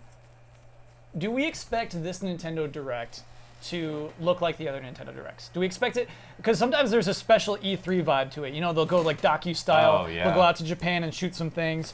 Sometimes they'll just show us a Nintendo Direct like any Sometimes other. there'll be Muppets. Yep. Yes, right. Yep. What do we expect to see out of this Nintendo Direct? They called it a Nintendo Direct. It's not a Nintendo Yes. presentation. It's straight up Yeah, Nintendo before Direct. it was called a Nintendo Switch video presentation. Now it's actually called E3 2018 Nintendo Direct, or the other way around, one of those two. Yeah. Yeah, I mean, one thing that's nice is that they're upfront saying, we're not talking about 3DS. Forget that. So. But I did not see them say that. That's so good. I mean, they didn't say that, but they've said it will be about Switch. Okay. Yeah. Got you. Blood, I think they're gonna still sneak some in. They do this, you know what I mean? They're like, no, we're not gonna talk about the 3DS. language like, very clearly like we're Okay. going to be talking about Switch titles. They Great. didn't really leave much room to say that they're going to put in anything else. So yeah, I think that's there. I think that they probably will spend a heck of a lot of time on Smash Brothers. Yes, that's where it starts. Smash right? Brothers is. I think gonna- there might be a skit that opens. Yeah, I think about that's it. Smash I think there's Brothers. going to be a theme of Smash Brothers that runs throughout this. Yeah. I think that there may even be a chance that like somehow even games that are not Smash Brothers will be prefaced with some kind of Smash Brothers tie-in. Sure, that's Like yeah. Smash Brothers will be the thing, the through line that goes to that entire video. Sakurai was confirmed to be a part of this Nintendo Direct. I hope he does the motion, the 2 hands forward. Haven't seen it in a while, and I obviously really love that. I hope he carries that torch still. But yeah, Blood, I could see Smash Bros. Thematically being a common throughout, something that recurs throughout this entire thing. What if every single character in Smash Brothers, and this is not that hard to do, because Right. there's a precedent for that, but like what if, say they're announcing Animal Crossing, and like there's the menu of all of the fighters, and it like goes to select Animal Crossing, and Yeah. then whoop, and that transitions Even for like into Yoshi, the even announcement. like you're doing Yoshi, you know, you you're were- fuzzball Yoshi. Even is if in the you game, get a good 15-minute Yoshi demo, that'd be great. Brandon, you wear your heart on your sleeve, man. You know, let's just say Yeah, you just they have to announced throw this Animal out there. Crossing, and it's great. And a shadow drop Animal Crossing. I mean, there's not that many games you could think of them potentially revealing that wouldn't have a playable Smash Brothers character. Let me look at my list. Bloodworth. Yeah. Yeah. Yeah. We'll talk about some. But you're right. Feasibly, like most of them will absolutely have a representative in Smash Bros. Like they already do. There aren't a lot of characters left not to put it. Like there's not a lot of characters that haven't been in Smash Bros. Yet. ARMS characters. But like Smash Bros. Is pretty well covered at this point. Yeah. What's interesting about the Nintendo's Directs, and that I expect to happen in this, is there's going to be a lot of talking. So we're going to see gameplay, but they're going to be talking over a lot of it. And I think that's what's interesting, that we're so excited during these press conferences, during the stuff, whenever we get Directs or whenever we get announcements like this from Nintendo at E3. But I think if you were just watching us, like, we're not going to be reacting as quickly and freaking out about stuff. Like, we freak out about Mario jumping off the T-Rex or, Metroid Prime 4. But when they're going through all of the little minutia of what is going to make Smash Brothers operate, like how all the systems are going to work and new stuff, it's just going to be like, shh, be quiet. Like, I'm trying to get all these details. Yeah. And so, I wouldn't be surprised if they just crack that open, immediately start with the Splatoon characters, show their abilities, because we're familiar with them, we want to see what they do, and then, going through all the systems, and then it transitions to everything else. Yeah, Jones, this is interesting to talk about because really the best format for what you're explaining is the treehouse, which follows it immediately afterwards. Which will be 3DS. They'll start the treehouse being like, and on 3DS, this, and this. Like last year we saw Metroid which was immediately crazy. afterward. Yes. We were all just grabbing our cases and going right out the door and then I don't think the first thing will be 3DS. I think they want to hook people into the stream first. So the first treehouse thing will probably be more Smash. Just go back to Smash, yeah. Yeah. And I think that's where you show off your new menus and demonstrations of like what your amiibo can do and things like that. And in fact, when they're ready to wrap up a different game, they'll just casually say, and go back to Smash. That's not what thing. And back to Smash. You're right. Like every other hour with Yeah. more Smash Bros, it could work. People, I feel like 50,000 people would watch all of They their have E3 this big coverage if they tournament just that's did that. happening as well. Yes. To where they're doing Splatoon and Smash Brothers stuff. I don't think ARMS is part of that. I is don't, not. it's just, Yeah. yeah. Sorry, ARMS. But Moving yeah, on. so I don't know how that's all going to work out between the treehouse and the tournament going on. I think they happened before. Oh shoot! No, Is the no. Smash Bros tournament Sunday again? Smash Brothers is Look it up. Tuesday. Okay. Yeah. Okay. Later that day. So I think ARMS might be Sunday or Monday. Sorry. Also, I'm totally wrong. No, They're I going to think open it's with the new Monday and characters. Tuesday. Okay. Yeah, they're going to announce new characters. They're going to start with the Splatoon characters. Right. No, I think they could very well do Splatoon characters. I think we could see like some kind of like pickup, like continuation. It's like we like go back to like that last shot, and then move into like, okay, now what are they going to do? What is it going to be if, like, they defend themselves against those characters gonna that be were a- silhouetted? Crazy expensive CG trailer that Yeah. I think is going to be 5 minutes long. Yeah. I bet they're spending millions on a 5-minute long trailer. 2 2 minutes? minutes. Okay. Yeah, 5 is pretty crazy. But 2's long. Yeah. I mean, for a presentation, like, considering it's, like, well, how do these usually run? Like 50? Yeah, maybe? I think Or that's fair. Just under an hour? Yeah. So, yeah. Especially with Treehouse, like, they don't get too nitty-gritty. They try to, like, get out as many announcements as they can and then, like, let Treehouse explain how Xenoblade 2 works. Do you yeah, that was super necessary. Do you foresee a world in which the internet late night on Tuesday is complaining about Smash Brothers? That already exists now. On any given Tuesday night? Yeah. Yes. Yeah. Like, it's hard for me to imagine this being something that everybody's happy with. No, I but can't there will be envision it, you know? nothing. There will be nothing. Yeah. You could have Smash Brothers come out and say, we've included all characters. Every one. Not just Nintendo characters, but any character that has been created we've put into this game, and people will complain. Too many Not my characters. dad, huh? I'm not in it. Yeah, I mean, you're 100% right, Ben. To me, it's interesting. I didn't think last year, we had the conversation, Nintendo's basically on the floor, focused on one game for the last 2 years running. We expect they'll do that again this year with Smash Brothers. Last year, I didn't predict it would be Smash Brothers. Smash Brothers isn't one of Nintendo's hugest franchises, actually. After the Wii U, after that version, the Wii U / 3DS version, like Mario Kart is a bigger franchise than Smash Brothers is at this point. Or maybe it always was. No, Smash did best on GameCube. It was the best-selling game on the GameCube. But what if I told you Smash is one of the Nintendo's biggest franchises at E3, if not the biggest? You mean on like Twitch viewership? Well, Yeah. no, just in this arena, specifically E3. Right. Like we're more excited for a Smash Brothers E3 than we are a Mario Kart E3. Yes. I get what you're saying, and I get like that's the time to get people excited about Smash Bros. I just feel like, Ben, there's something else. I really do. Like there's you're saying that they're not just hanging their hat on this. Like there's gonna be some huge surprises. Yes, another 2018 game. That's the vibe I'm getting. That's the feeling I'm getting. Blood, you too? I mean, there's stuff that we know about and we haven't seen. You Fire Emblem? Fire Emblem. What else? Well, I mean, I think Animal Crossing is definitely, like, with them doing the mobile game, like, it's it's the next thing. It's coming up. Again, that's a game that's had so many years off where it's just like it should be ready now. Yeah. There's also like Shin Megami Tensei 5. Yeah. Not that that's. It's like a huge quadrant of their floors. Right. Just That's, yeah. I mean, that would be awesome. Right. No, Yeah. it'll have. That's a one-station game. That's a But one-station yeah, game. like we know Metroid Prime 4 exists now, so they gotta show anything, a year later. Do they gotta? I don't think they gotta. We saw a number, dude. I don't know. I- I would not be surprised if it straight skips E3. They're just like, I was very confident that was a 2018 game until all the rumors about Retro's game is coming, like the Star Fox thing. Mm-hmm. That might be a 2018 game, as opposed to Metroid Prime 4. Right. No, I think that's fine, but I still think that like they're going to, even if it's another short snippet of something, like they're going to show that game in some form. Metroid Prime 4. Yeah. Yeah, you're right, and like they do gotta. You're absolutely right that they gotta. Nintendo doesn't really do that, I think, too often. Bury a game for a few years and then bring it back. They'll bury a game forever, but they don't. They generally don't bury a game for too long. The weird Project Camera game that ended up being a sub game of Star Fox. Oh right, Project Guard. Yeah, Project Guard. Thank you. Yeah, that's like the example I could come of one that was Right. buried for a long time and then came back. Yeah, I mean that's one of the things that I kind of lament with E3 becoming more and more public is I feel like Nintendo and a lot of other publishers we're gonna stop seeing the games that might never get made.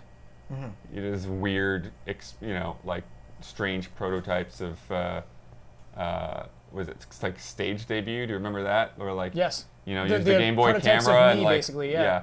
Or no, it wasn't even the Game Boy camera when I saw it. It was the GameCube or Game Boy Advance Game Eye, something like that. Yeah. But it was a camera that was never released. That Meowth party game where he's got a guitar. Yeah. Yeah. They had Rollorama. That either never came out or it came out in a different form. And then there was also I remember there was for the GameCube, there were third parties that ended up doing this afterwards, but Nintendo had a first party screen that flipped up on the top of the GameCube. Yeah. And it was Metroid Prime looks amazing on that thing. Apparently it was 3D at one point for Luigi's Mansion. Yeah, but I mean Yeah. that was not at E3. Right. I'm talking about stuff that was on the show Debuted floor. that they actually showed Project Hammer, right? Yeah. And then it just disappears forever. Yeah. I do think. Sorry, there was one game that I was really attached to. Oh yes, Ben. Let's talk about Fire Emblem. Okay. Should I envision a 3DS game with better resolution, or can I please envision a full-on console Fire Emblem game? May I? It depends on what you mean. By envisioning a 3DS game on Switch, do you mean still sprite-based characters going into models or something like that? The 3DS models were okay for the 3DS. No, but what they I mean- eventually got feet. What I mean is, are you saying is there some sort of transition between map and Clash, essentially? Is Oh, that what yeah. you're asking, Oh, or yeah, are you I mean, saying that's does a it, guarantee, or man. does it look like the 3DS style? Yeah. I don't think so. I think because they've made Fire Emblem games on consoles before, I envision you're going to get more of your Path of Radiance, Radiant Dawn, an evolution of that, or at least that's what I'm hoping. Me too. Because I would be why not? interested in something that's not exactly sprite based, but kind of has an aesthetic to it that's a little bit more. Are you potentially thinking like Ni no Kuni 2 world map chibi kind of character sort of thing? No, but I am. I'm also envisioning at least in battle scenes something that's almost in a way like Paper Mario and Okay. it's animated. It's not actually a sprite, but it's an animated thing on a 3D model. For me, it's I'm having a hard time explaining what's in my head, but yeah, the root of this discussion, the heart of it, Jones, is I wonder if this can be a mass appeal game. I wonder if Fire Emblem will be a game that sells very well for Nintendo this fall. Awakening sold very well. I think that might be the best-selling one. I don't have facts to back that up, and it would actually be too hard to look it up immediately. But Awakening was a very good yeah. selling Fire Emblem game. It turned things around for the franchise. Jones, Do you see that happening with the Switch Fire Emblem game? I think it totally could, because I think that would fit into a trend that not only Nintendo is doing, but a lot of people, Yakuza, where it's like, now is the time, if you have ever been curious about these games, this is like the best version of this game. Like, this is a really exciting leap in quality for gameplay, visuals, just the console that it's on. This is a really exciting time to invest in this franchise if you're not familiar with it. What's wrong, Ben? No, I mean, I feel like I can almost guarantee it. I think you're seeing with both the 3DS and the Wii U, if there was something that was either very successful, or even moderately successful, and you bring a excellent version or an evolution of that onto Switch, it does really well. Yeah, like time Kirby. and time and time and time and time again. And so if you're going to have something as potentially well made as Fire Emblem and as well regarded as Fire Emblem, like, yes, absolutely, I think a bunch of people are going to jump on board. And it's gonna You do know well. what we haven't talked about, and I think we almost maybe have forgotten about? Bayonetta 3. Oh I have it on no, my list. we're getting I got it on there. my list, yeah. We're getting there. Why, Blood? What do you think they'll show of Bayonetta 3? I mean, I think that, they'll show the game. I don't think it will look incredibly different than From the last Bayonetta 2? two. I don't expect Yeah, that either. Yeah. Yeah. Because I think, again, they've got enough spectacle going on, and they want to, always prioritize that frame rate. Sure. And there's just there's only so much you can do on a Switch. But yeah, I think that again the timing for how long that's been announced, let's start seeing what the game looks like. Yeah, I don't expect it to come out this year, but yeah, right. There's got to be a trailer. Yeah, I really feel like that's a beginning of the year release. Just kind of thinking out loud here, the sensation that I got from Bayonetta 2 is it's like, hey, working with Nintendo, we made this thing that otherwise wouldn't exist. Yeah. And so here's Bayonetta 2, and there's a lot of craziness in Bayonetta 2, but with Bayonetta 3, I wonder if you're like, okay, we're not in the same position where it's like, because of this opportunity we to make the sequel, we're working with the same people. Do you go even crazier, not just in terms of spectacle, but in terms of how that game is presented, the story, the mechanics? Is this where you throw more of a dent into it? Yeah, it's funny, Ben. I think it needs to mature in a couple of ways. What are those ways? I just think of the opening of Bayonetta 2. That's where Joe Pesci is just carrying a bunch of boxes for Bayonetta, and it just seems low quality. Do you know? It Man, I seems love it. Yeah, it's very campy, I definitely right? get what you're saying. Yeah. There's that between the hammy story stuff, and then the other thing is how they kind of switch into 2D cutscene comic book mode. That I completely agree Yeah. with. But as far as hamminess goes, that's kind of what it is. I don't. The over the top, the cheesiness, the Joe Pesci lookalike. Yeah. That is Bayonetta. At what point?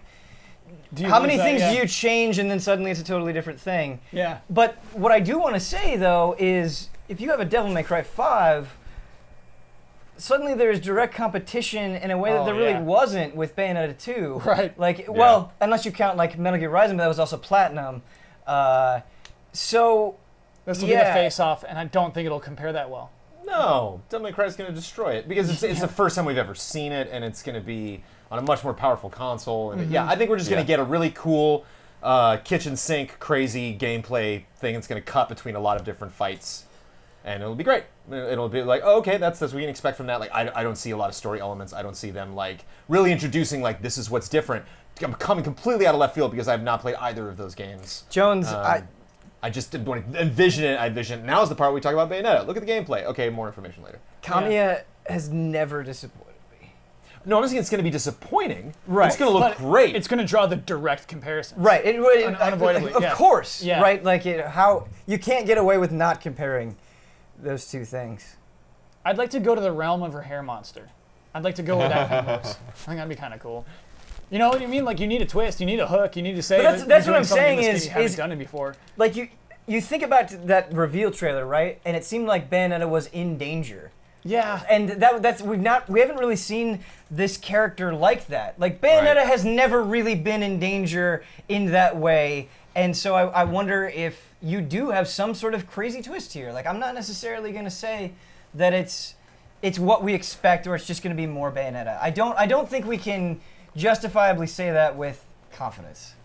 Oh, we have an update. Fates outsold Awakening slightly, it seems. Thank you, Ian. No problem. That's the follow-up that was also on 3DS, Yeah. right? And that's a version that has 3 different things. Yes. Ian, I feel like that's cheating because it had like the 2 different retail versions. Yeah, and it was pretty close. It was by like just a bit. So yeah, I don't know. I gotta give it up. People mean- get so mad when I make fun of Fates. Technically, it had 3 different versions because it had you could buy Birthright or Conquest separately, or you could buy all 3 of them together. Otherwise, you had to get Revelations digitally. Yeah. Yeah. There's a lot of things going on. A lot on top of that. Let's move on. Let's talk about the retro Star Fox game, racing game, the Star Fox racing game, which was a really funny rumor that we got to talk about a couple of weeks ago. Is that an E3? I hope so. If it exists, I would think so. I mean, otherwise, I don't know, like, why it would have started leaking. Right. Yeah. Right. It just seems like Nintendo leaks so infrequently that if it does happen, it means it's coming soon. And I think that's going to be pretty cool at this year's it's just like a Star Fox racing game. I'm so pumped for that. I'm pumped for the debut. I'm pumped to see how it works. I'm pumped to see what it looks like. I'm pumped to care about the dumb story. For some reason, I'm much more excited for like this weird plot line in which the Star Fox team has to be in a racing competition than I am for him to just like redo the story of 1 and 64 again. Yep. Oh, yeah, for sure. Yeah, it made me so mad. Star Fox Zero was like, let's do it again. I was like, come on. Here we get like, this is such a weird offshoot that it has the potential to be so exciting. And I guess if you're still wondering, it's the pedigree of retro. Like, again, Ben, they've never disappointed, right? No. They've never made, like, they've disappointed in ways that you're like, oh, I wish they're working on something else, but their games themselves have never been bad. But I think they've transcended even the label of never disappointed, because like when Tropical Freeze was announced, they're like, oh, it's not Metroid, and then you play Tropical Freeze and you're like, I'm sorry for ever doubting you. Yep. Where it's like you feel like this self-punishment almost. Yeah. Do you think we'll get story though from Star Fox Racing E3 trailer? Yes. Yeah, man. And then from I that think first you do. glimpse? Okay, Yeah. cool. That would be neat. I'd be charmed by that if there was just some want- just fun I want excuse Falco for... wearing shades, dude.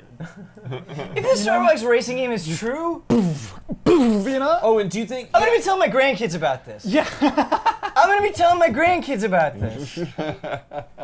Sorry, Jones, go ahead. Yeah, I just wonder if there's going to be... there's a lot of like team racing games coming out. I wonder if there's going to be like a team component where like you're actually racing with all of them, or if it's like... Sure, yeah. Or if like Falco's going to give him some attitude, or it's just like, eat my dust, Fox. Right, like why would we want to beat Slippy in a race? Yeah, I get that. That's actually kind of interesting, Jones. Slippy's our mechanic. Definitely right? No. That trailer ends with Slippy winning, and you're like, then it goes pre-order now, and you're like, yeah. Yeah, all right. All right. I got to see why that happened. Yeah. You're right, because yeah, it'd be so fun to just select your character. Like I don't have to be Fox McCloud. Yeah, I want to. Yeah. Yes. Oh, Slippy.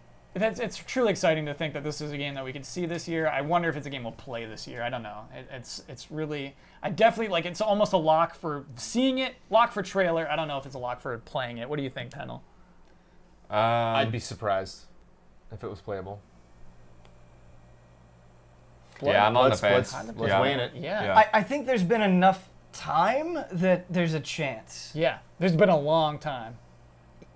So I'm gonna say yeah. Yeah, I gotta say yeah, too. We saw a leak earlier this week that Fortnite and Dragon Ball FighterZ will have Switch versions. I think that was kind of expected. That's not like, oh, E3 is ruined kind of leak. Do you know what I mean? Like, that's just like, yeah, okay. Oh, yeah. yeah. As soon as Fortnite came out on mobile, I was like, yeah, they're doing Switch. Excellent point. That's Excellent happening. That's point. coming. Yeah. That's a no-brainer. Yeah. But I do expect this to be heavily emphasized within their press conference. Sorry, their Nintendo Direct. I expect sure. this to be a section. Just like, isn't it huge? We got Fortnite now. Like, I expect that to be a They big love deal. their for them. little sprinkled on additions. What the heck could you bring to Fortnite that would be Switch exclusive? Because it wouldn't be something you could like bring into the game. It would Nothing be console multiplayer. exclusive. Yeah. Nothing in multiplayer, but it's really easy to imagine the stupid skins and things that we could do in what's Oh, it yeah. called? Save the night mode? Save the world. Save the world mode? Yeah. I mean, that's also multiplayer. Like, you are playing that with other people. You're not playing against them. But Sorry, I meant Battle Royale. Yeah. They don't allow any exclusive stuff, any platform exclusive stuff No. in Battle Royale. But yeah, it's Jones. Like even a character, even like playing as like Link, you could do that in Save the World mode. You know? Yeah, but I also feel like Fortnite is in a position where it doesn't need to do any of that. It just needs to. Oh, but Nintendo wants it. Sure. Those like say, hey, we'll pay you $1 million to put Link into this. You know, like I can just foresee it going the other way. those tiny announcements always have some kind of product screen at the end where they're like, and if you order now, blah, blah, blah, you'll get some extra thing. Right. Are you, It's like are you suggesting some Amiibo kind for of Fortnite, package or Jones? something. Oh, dude, you said it. I didn't. You did it. You suggested this. I didn't suggest this. There's too many characters. Who do you Yeah. make it of? Yeah, which And one? then John No- Wick. Yeah. Yes. Yeah, yeah, The you have to John be Wick amiibo. He is the most famous, I would say, of those characters. Wow. Get that John Wick amiibo. Get the John Wick amiibo. Yeah. Dragon Ball Fighters, yeah, again, like, yeah, that's just coming. I don't expect that to add anything, but it might be like all DLC will be included when this game finally comes out. Travis Strikes Again, No More Heroes. All right. I don't know about this one. I don't know if it's going to be part of this presentation or not. I don't think it What if- might not be. I don't think it has to be. Right, because they could just do it in Treehouse later on. Yeah, could this get the Samus Returns treatment? Yeah, it totally could, I think. I could foresee that, which is strange. I mean, it's a huge game to be coming out on their platform exclusively. Kind of sad, Yeah. because it is a big return. But when you see what it is, when I you just- see that it's like I feel top-down like- It's game, a different thing. Yeah. It's not Nintendo published. I feel like if it were going to be at E3 in some form, like I would have heard something about it. Oh, well, Wow. there you go. Okay. If it was Blood gonna be Rabbit. there. End of story. Somebody I was would whispering know. into Blood's ear. Okay, so we know for sure. Yeah, 'Cause, okay. I mean, what, like, was it 2 years ago that you interviewed Suda? You know, it's like they reach out about that kind of stuff when he's around. You think there'll be a version of Mario Maker? Is that happening Yes. at E3 this year? I Do you think want so? it so bad. I Okay. think it's coming. I Oh don't my know god, for sure if that'd it'll be be this so E3. good. Ian's in. Ian, how does it work though with just the one screen? What? How does it work with one screen? Perfectly fine. It didn't need two screens before. I needed that tablet, I guess. You know what I mean? I needed to Yeah, be able the to Switch draw is a on it. tablet. Yeah, you just pick it Yeah. up and maybe it will come with a little pen or something, or you can like buy one. Come with a pen is actually really interesting. Yeah. Yeah. I love the way you worded that. Or you could, like, buy one. Like, Well, because I mean, people have talked about like I Buy think Nintendo, that which there are one's more ones that likely? are already exist that would work on it. Yeah. It's weird. I mean, Mario Kart DX said, like, we got to add stuff. Pokken had to add stuff. Bayonetta didn't really add stuff when they made their Switch versions. Captain Toad is adding some levels from Odyssey. I suspect that Mario Maker would have to add things. Paper Mario Yeah, would be absolutely. sick. Ooh, a Paper Mario aesthetic. That'd be Well done, very Jones. cool. You found one. yeah. Yeah. I could not think of a thing, and you kind of cracked it. Well, I'm just, that's like the bottom of the, not the bottom of the barrel because they're excellent, but like the last of the side-scrolling styles, you know. Mario 2. Uh, Mario 2. yeah, that's kind of like a black sheep though, isn't it? Like, isn't that game The weird? problem with sort it of, is they'd have like- to add so many more extra like physics and like lifting and things like that. They'd have to Yeah. add a I'm lot. buying it again. Make it work. But I really, I already pre-ordered it. Make it work. yeah, I think like Mario Maker to me is one of those games where, like, yeah, when they bring it out, it's not just going to be like, oh, we added this thing. It's going to be, we're adding this, and then a couple of months later, we're adding this, and it's just going to keep. Oh, that's like- it's a real games as a service opportunity. Yeah, You're so like it right. really will be like we're relaunching this game on a platform where it's going to be even more successful when it was already crazy successful. Yeah, yeah. All jokes aside about the Mario 2 stuff and them adding things, like, what a great thing to be able to say about a game, at least from my perspective, where I think the quality of Mario Maker is so high that, like, yes, even if you don't add anything, I would still be immensely excited. Yeah, same. I really, really love that game. The idea of it being on a platform that's as huge as the Switch.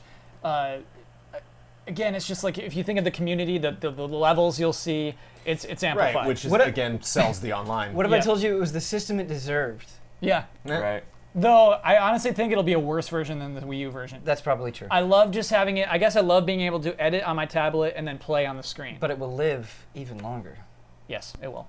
It will live even longer. Technically, you could still edit on the tablet and play on the screen. You just have to put the Pop it tablet in and out. in the dock. Yeah. you I don't know, have to it's get like up off the whatever. couch. Yeah, that sucks. do we expect any more new game announcements from Nintendo? I wonder if because we're talking about the actual functionality of the system, are we going to get any like jazzy new Joy-Cons or like Oh, there will be jazzy some new other Joy-Cons. weird The thing, Smash Bros, you know, man. Like, yeah. Like we at least need the GameCube converter again. We already know it works on Switch currently, so maybe it won't even look different, but I expect it to look different. Right. I expect there to be a Switch version of the Smash Brothers controller. But I do think that, yeah, anything like that will just be like the tech on screen at the end of whatever, that part, and then it's like, okay, next part of the presentation. Is the GameCube controller still necessary for Smash Bros. When the Switch Pro controller exists? Yes. Okay. Yeah, I really think that as good as the Pro controller is and perfectly functional, like those players are just, they're gonna want it. Yeah, you're right. It's gonna be an easy there- thing to sell more GameCube controllers. Well, now hold on, we got to talk about this because I Let's talk think about what? I've long been horrible at this franchise. Ian knows what I'm talking about, and I'm trash at it. and Yeah. I think like this might be the time to finally put up or shut up and like train and get good at this game for the inevitable tournament that we're going to do that I'm going to get. And, like, It'll be more than tournaments, man. We're gonna be playing this game. Yeah, you constantly. said place. single tournament. I think Yeah. we need right, to. right. So I don't want to like. I love that Pro controller. I don't want to like practice on the Pro controller and then we just break out nothing but GameCubes when we do the tournament. And I'm like, well, I'm not versed in this. You can play how you want to play. Okay. Okay. No, Jones is right in this weird aspect of like it's always annoying when somebody has like their own controller that they're like, sorry guys, I have to back out. I got to switch controller. You know what I mean? You're Like, saying this yeah. for the guy who makes us go from normal to inverted. This is in what I every mean. The same first thing. Yeah. person- Like Yeah, back out. But we back already out. do it. Back We out, I already gotta do invert. it. Yeah. Well, I mean, there's a difference between controller preference and common sense. I mean, there's just like, there's two completely different topics. You're here. I don't right, wanna Jones. There is a difference. I guess Nintendo has said like we want to focus on 2018 games, and so it's hard for me to imagine too many new game announcements. Sure. Yeah. But I think they're there. I think they're there. They're going to shock me. We'll be talking about it afterward, and I'm going to be saying, wow, I did not see that coming. Even though I'm saying I didn't see it coming right now. But You I mean, can't say things like that, man. It's happening. I mean, but I mean, It just says Animal we can Crossing improve. is a game announcement if it does happen. But I can see it coming. Star But Fox I can see is that a coming. game announcement if it But I does can see happen. that coming. There's going to be one thing I haven't seen coming, John. Okay. And I just, as a podcast producer, I can't prepare for it. I just don't know. I don't know where they're going with it. I never know with Nintendo. I just like there's just the X factor that makes their thing so special, you know. I just want to know if if Star Fox turns out to be an F-Zero crossover, are you just gonna melt, Daniel Bloodworth? I mean, I think it's half expected because of the stuff well, like forget that. about it Half then. expected, sir. He knows. I mean, they reached out to him like Suda and everybody. No, I mean, the Cool. I didn't know that. They- I think we were kind you of have joking James- about it when you that have first got James announced. McCloud in Right. F-Zero Totally. X and GX, yeah. And that would seem like I think that would be a very comfortable transition, but then it would be in the title, right? Do you make a Star Fox game where like, yeah, F-Zero's in it, but we're, you know. I think It doesn't sell honestly, as I think much, so. F-Zero just doesn't have a lot of what do you say, like a Hollywood term? Like it doesn't have a value. You know what I mean? Like Cachet. yeah, it doesn't have a cachet. Pull. Yeah, and Okay. Jones, but like I kind of with Bloodworth in that like it'd be stupid not to. You look at the amount of characters you have in the Star Fox universe that are bankable. You don't have a lot. Like please don't make Andros a driver. You know? Wow, what? Wolf will be a driver. Let it's Wolf drive. happening. Like It's let the Let Andros be a driver. This is nonsense.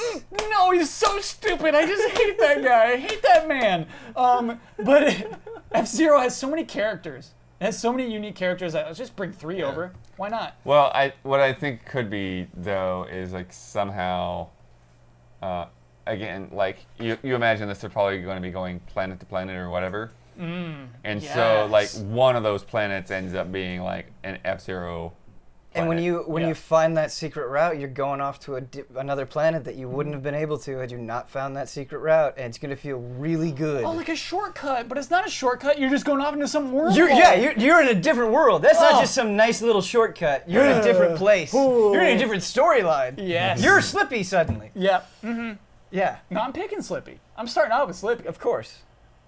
Shoot, what's like the lady cat's name? I did a whole video about her. I think just Cat. Cat. Yeah. Yeah. Cat. Like Cat will be a selectable character. Mm-hmm. I'm getting too I'm excited not about gonna that. be picking Cat. Okay, am I alone, by the way, in thinking there's a new game announcement for this year? No, This No. sounds like a pretty healthy offering for 50 minutes.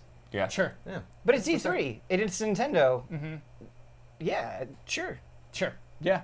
Switch. I want to know what that bring booth's it going on. to look like. Because you got the big world, we're going into Hyrule, and we got the big world there. And then last year, the New Donk City really sold. Like, you were like, oh, we're in New Donk City. Yes. Whereas, like, is there that one environment from Smash? Like, oh, we're on that map from Smash. Crossing, baby. Would that play? Stop. Yeah, like Final Destination. I don't know, man. Yeah. Or is it just going to be a bunch of statues? Just characters If it all was over the place. modeled after Final Destination, that would be amazing.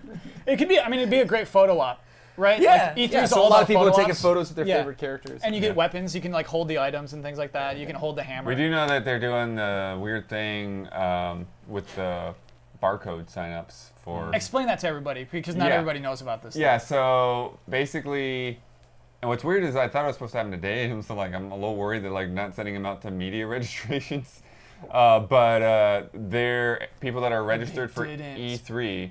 I bet the Gamer Pass people got those emails, blood. Yeah, Okay, continue. but Nintendo's supposed to send them barcodes, and then or no, they send them a thing to sign up. It's an equivalent to Fast Pass, I think. Yeah, for yeah. Disneyland. You sign up for a barcode, and then like you basically set a scheduled time to play Smash Brothers in the booth one time during the show. Yeah. So what they're essentially doing is keeping that line from wrapping all the way around the building again. And the stupid mad dash. It's trying to prevent all Yeah. those things. I think it's smart. It's kind of an indicator to me that my dreams of anything else being in that booth are kind of moot. Like, if they're that focused, if they're doing this thing just for Smash Bros, it's probably just Smash Bros. Well, to me, it actually is sort of, I think it could be the opposite, to where like they're already going to have a big line for the booth. Let's trim it down and like only have people show up to Smash Brothers for their appointments. Okay, yeah. So And the long line can be for the Star Fox game. yeah. But I think Jones has a really good point in that they spend money. They get like Disneyland caliber people to create their sets basically at E3. They have the best booths. And it's beautiful. Yeah. And it's not only the kind of situation like the dragon from Monster Hunter, like, oh wow, it's at E3, and then it's at PSX, and then it's at PAX, and then like that stuff moves. They reuse that stuff, and like New Donk City didn't go anywhere else. That was just an E3 thing, gone. Well, it so like I might have wonder. gone to Gamescom. Okay, I don't know. I do not know either. I wasn't Or there, but it's just, TGS, maybe. No, they don't go to Nintendo doesn't show TGS. up at Oh, TGS, yeah, that's right. yeah. I forgot about that. I kind of think it was that. It was like a one-time event. Zelda, right? Like they just set that stuff up. They had like, oh man, that booth was amazing. Yep. They had Yeah. the creatures. They had this environment. It felt like you were there. my It pie in the changed sky from day to dream night in is there. it's just one big fight throughout, literally that just runs throughout the whole thing. So you can see people, other characters targeting other characters, and like, Yeah, okay, that's cool. you know. Dude, can you imagine how crazy next year's Metroid 4? Like, It was I thought supposed it was to gonna be this year, It yeah. was supposed to be this. This was supposed to be Metroid here. well, yeah, but if it's next year and they Yeah. make a But whole at least booth, we have a Metroid here coming. Yeah, there's That's a Metroid fun. here coming. it's like Alien. You're like in a ship. And it's only Metroid E3. And yeah, earlier I didn't mean to rag on Smash. Obviously, we're all excited for them to emphasize it heavily. To me, it kind of seems like diminishing returns. It seems like Zelda's a huge year, and they're going to sell millions of that. And it seems like Mario's a huge year, and they're going to sell millions of that. And it seems like those are worthy things to focus on. I just wonder if Metroid is a worthy thing to focus on entirely, to put all of your beans, that's a phrase, into Metroid Prime 4. Like, is it worthy of all the beans to put it into Smash Bros? Is that a bean-worthy Oh, game? Smash Brothers for sure. Yeah. The thing is, though, is I feel like there were conversations like this when they just focused on Breath of the Wild. There were. It was the Yes, exact same man. thing when they're like, Yes. really, Nintendo? Yes. It's just going to be Zelda. You're not going to talk about anything I was else? floored. Yes. Remember, Yeah. you had to do the applause Epically, thing. yeah. You had to go Right. and applaud for it. Yes. I still don't believe You it. know Yeah. what they say about like when you assume too much. Like, Yeah. yeah, I think it is very easy, and maybe that's what's going to happen. Maybe it is Smash as we expect it, but who knows? The I potential think Smash is is there. convention ready. You have a Yeah. lot of people, they're going to have very different experiences, they're going to pick very different fighters, have all sorts of conversations about that. You got the Yeah. tournament, you got, I mean, you could just play Smash for 18 hours on, Treehouse. Like, I yeah, think it has to be I think different. that baby's going to have tons of legs during the show. I think it has to be pretty different from what we saw in Wii U for it to be the focus of E3. Do you remember in the trailer, Yeah. the Inkling girl? She's afraid Yes. of what's coming. It's too That's much a for her. message. Yeah, that was a message. That was a Imposing. message. Set the tone. Yes. Yeah, I think What if the booth is just fire? yeah. Like it's uncomfortable to be there. Yeah. I got to play this game now. Yeah. And like there's like always like a I told my brother I came all the way out to Los Angeles and didn't play Smash Brothers. But and there's a God. nonstop rumbling, Jones. There's always just like a the whole time. You're just waiting in line. Like, it's just you don't feel right being there.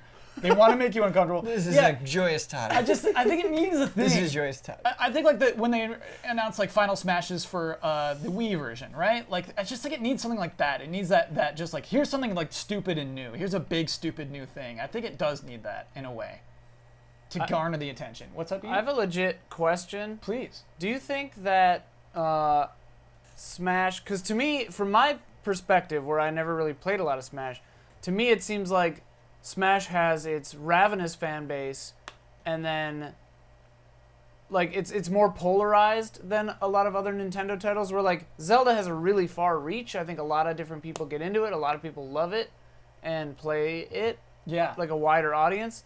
Whereas Smash is more focused, maybe. Well, what's interesting is with that wasn't true before.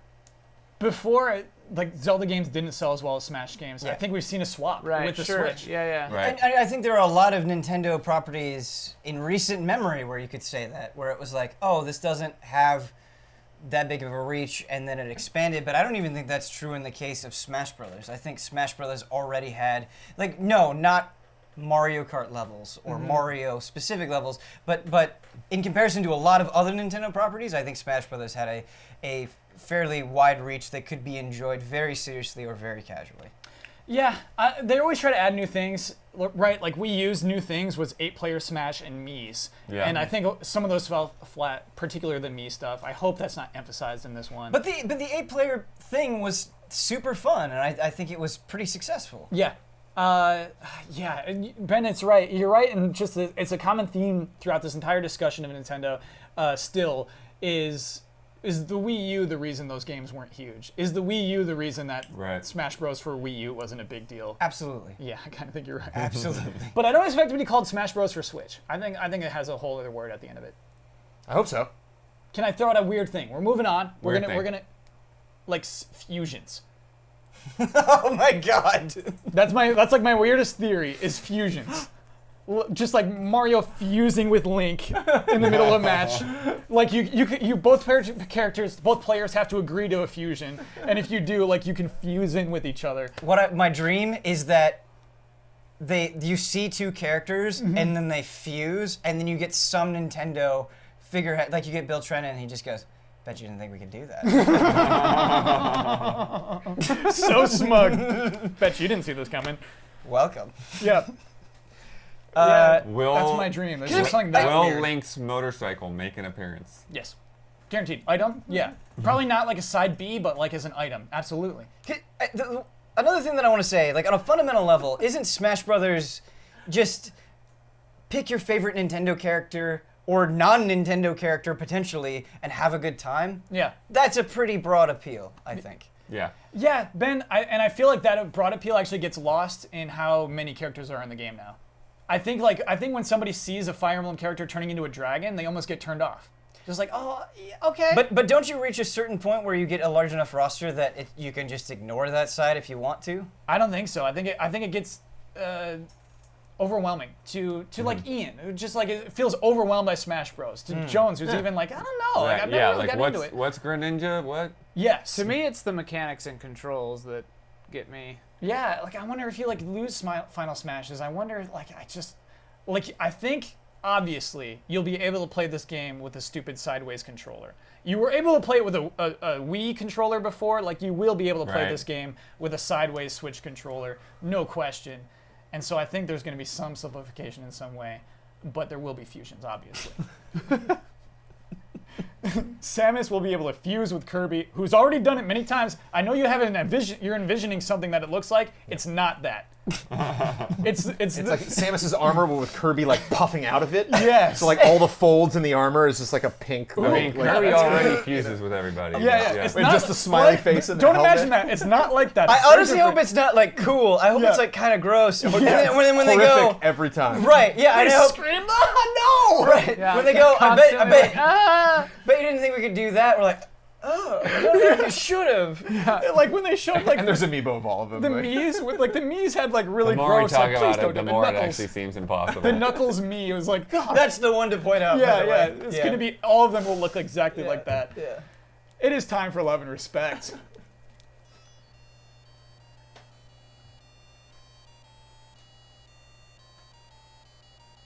Love and respect. Now that we have the fast doofus, Yeah. this seems slow. It's I feel like he was really dragging that one on, It Rufus. was. But I think we need it.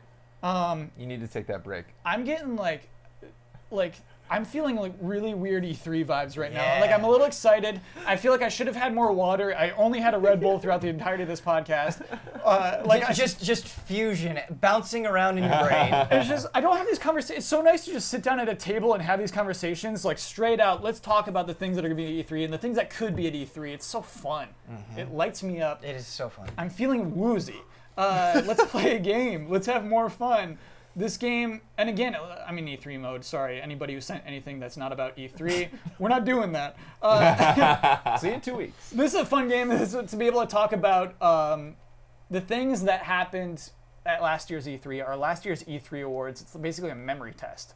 No. But it's also fun for me to think about these things. I love stuff like this. So this comes to us from Brandon K. Gahn.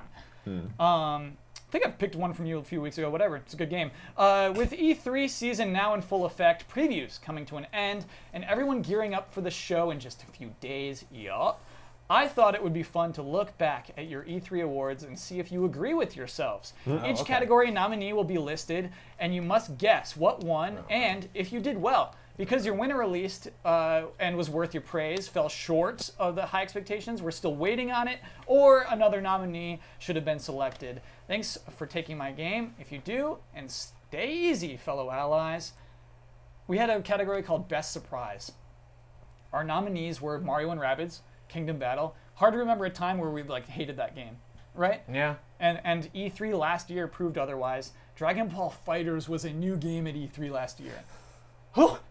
Besides Damiani already telling us it existed, that would have been the crazy. The surprise was still there, and still, Arc System Works made a full-on Dragon Ball Z game, and it was a long line. People just loved it at E3. And how good it looked. Yeah. Metroid Prime 4 and Metroid Samus Returns. There weren't a lot of leaks or rumors about us seeing a Metroid game at E3 last year, and then those just two plopped in.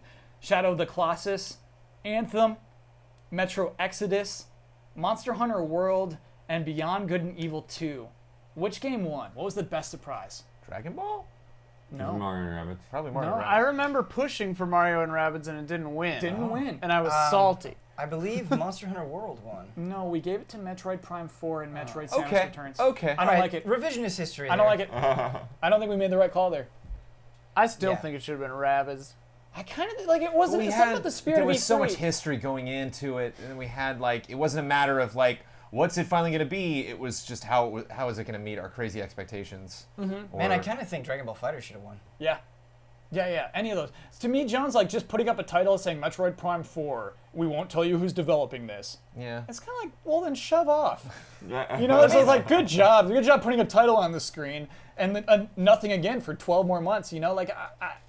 That's easy to say now. Yeah. But in the heat of the moment, Yeah. with a Metroid potion, you may make decisions that you might regret. We had a Metroid potion. And I for think sure. I think I it's think just that's the thing. It's the freshness of it all. Yeah. Now, we've seen just that logo. That's all there is to look at. We're gonna see Metroid Prime 4 gameplay, and it's just gonna be I'm sorry for any negative thing that I said or any positive thing that I said that could have been interpreted. Right, we'll want to play negatively. this game again next week. Yeah. I do want to say Metroid Samus Returns is a really cool game. Yeah. And that was a cool game just to come out of nowhere and here's the gameplay. We're going to play through a lot of this actually. They showed you getting a lot of items. that was the biggest surprise for me Yeah, too. they went into it. Because I had just been in that studio. Oh yeah, and they didn't even see that. I was just there looking at their other game and Yeah. that part of that place that I couldn't walk into. That's why. Blood. That game, if you 100% it, kind of teases hey, we got more to remake. Yeah. Do you Very. Do you think we'll see that? Do you think we'll see it more from Mercury? I don't right? think we'll see it at Mercury E3. Steam is the name of the studio. I don't think we'll see it at E3. Okay, all right. Yes. Yes. Best press conference. Our nominees were the Xbox press conference, the PC gaming show, Ubisoft, Sony, and Nintendo. Looks like we just left off EA. Our nominees are all of them but EA. Do you remember what we gave it to? Who had the best press? Yeah. Ubisoft. Ubisoft had the best press conference last year. Yeah. There's a ton of surprises, really good a lot vibes. of emotion. BGNE 2 ended it. Mario and Rabbids played really well. Starlink came out of nowhere. It's all right. Skull and Bones again. I I just said like, hey, we're not. It's not just about games out of nowhere, but like we were impressed by games out of nowhere at Ubisoft last year. I Yeah. think. And games that are like, hey, this is coming out this fall. Yeah. That's probably where my Mario Rabbids recollection was coming from, was us giving it to that rather than. Oh yeah, you're right. That showed really strong at Ubisoft. Obviously, it was sentimental, and that was a really strong press conference. And I kind of also think it spoke to the weakness of the other press conferences. I think it was a bad year for Nintendo, bad year for Microsoft, and a bad year for Sony last year. A mild year. Yeah. A mild year last year. Yeah, it's kind of funny to think back at that. Best original game, Skull and Bones was announced, A Way Out was announced, Starlink was announced, Transference was announced, Anthem was announced last year, and Moss was announced last year. What did we give it to? A Way Way Out. Out. Okay, you win, panel. Yeah. Yeah, it is. That game was shocking. EA did not show up in Best Press Conference, but that was a really shocking game to come That from was EA. the best moment of that press conference, definitely. Easily. And apparently like a best like a game announcement that we saw last year. I kind of think it was. I kind of think it kind of deserved that. It's out now. People have played it. It didn't shake the world up, right? It wasn't like the talk of the town, but it delivered on what it promised. And I think A Way Out was a really cool game announcement, a really cool game to exist. And hey, we talked about it in NPDs actually. So Oh, yeah? you know what? A Way Out. Good Cool. on you. Yeah, I think it's fair to give a best original game to that. I can't see another one on there. Maybe Moss, but like, yeah, I think it earned best original game there. Best demonstration, best demo. We got to see gameplay of this.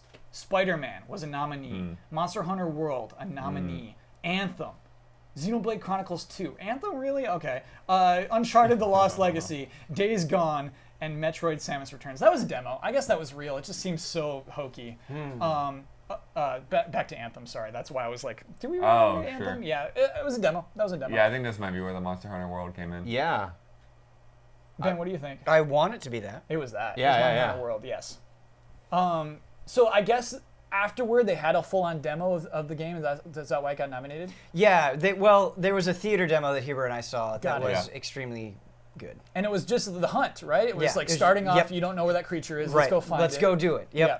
And the multiple phases of it just like Yeah. running away. It's like, we'll get you. I'm going to get you. I'm going to swing from the vines. Let's finish up with Best in Show. We had Wolfenstein 2, The New Colossus.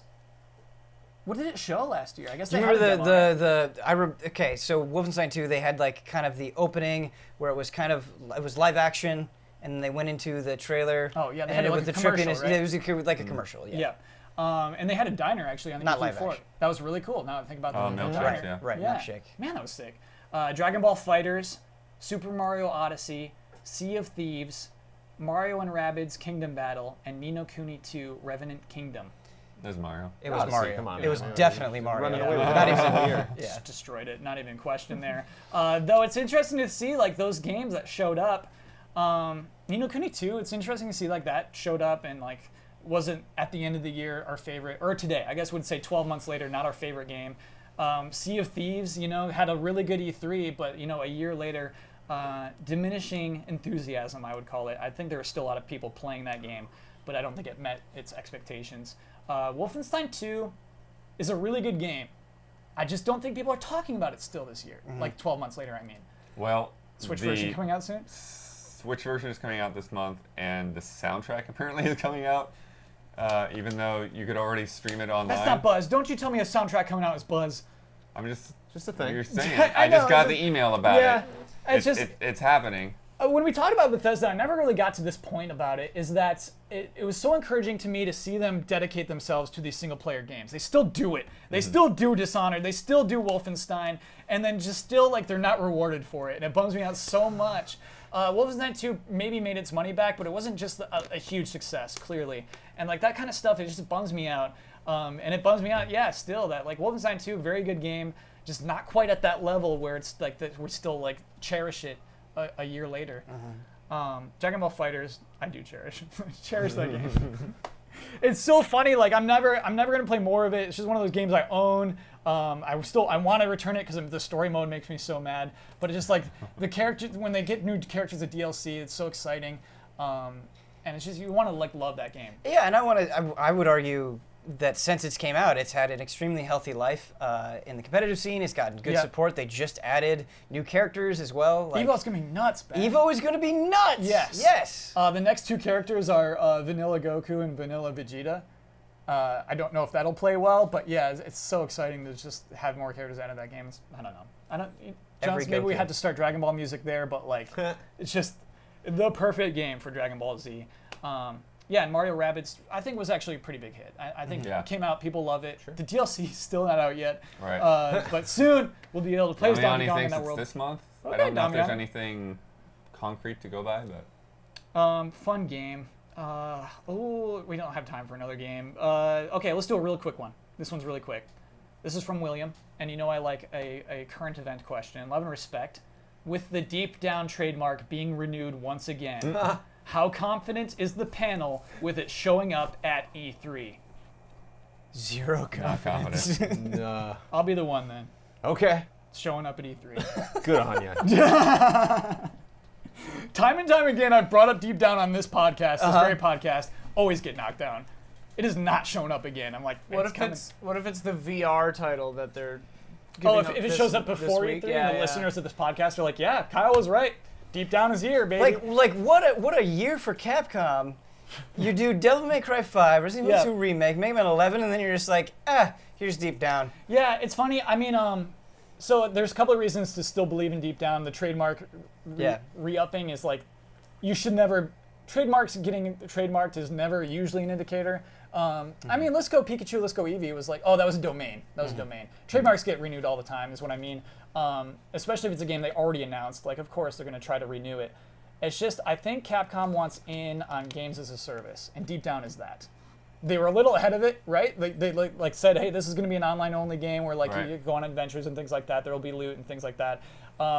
It just didn't come together the way they did. Was it called Panta-Ray? Pantoray, I think, yeah. Yeah, their engine. When the PS4 was originally announced, it's like, hey, we have a whole new engine. Check out Deep Down. It's not a game, it's an engine. You're gonna fight these ugly dragons, and there's like a weird Assassin's Creed twist to this, where you're in the modern day as well.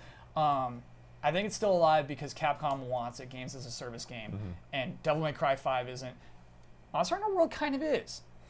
Yes. The way they add stuff to it, like it kind of is that for them. It's a really good example of what the, I don't know that specific type of genre, but like the capabilities, with the potential of what you can do with that type of game. But I'm just worried because we're sitting here saying like, man, Monster Hunter World is the right way to do it. I would be worried that Deep Down does all of the wrong ways, where it's not. There's barely anything there. Loot boxes you pay with real money. Yes. Yeah. Ben, do not fear. It's been in the oven for a long time. It might be a burnt turkey by the time it comes out. I think we're reaching too long in the oven. It reminds me of like Dark Sector.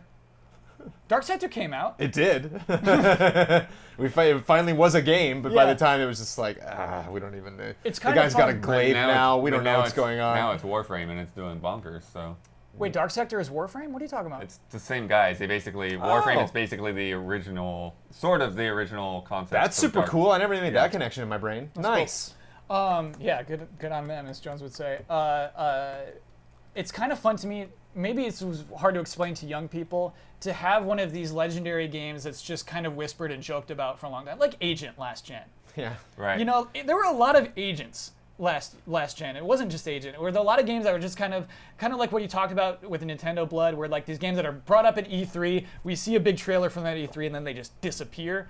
They're either like officially canceled by Microsoft, or like Last Guardian came out. You know, we have Last Guardian now, and so like Deep Down is kind of this fun, rare thing today, where it's just like, is that alive? And Capcom will not say it's dead, and so we kind of have to like keep believing in it. It's kind of rare in that aspect. But you know what? I think if somehow Sony managed to bring Agent back to their stage, to their press conference, Blood. we would get Tom Cruise on that stage damn it. to announce it. That's the type of game, he would be really interested in. Blood, I know what you're doing. The objective, we'll talk about the objective. All right, time for bets. Let's do it. Next week's bet, we're going to be live. Our podcast will be live. If you care to watch this podcast live next week, it'll be happening on our Twitch channel, twitch.tv/EasyAllies, on 9 p.m. Pacific time is when we're going to start, basically. Wish us luck. That is the first day of E3's doors being open, the first official day of E3.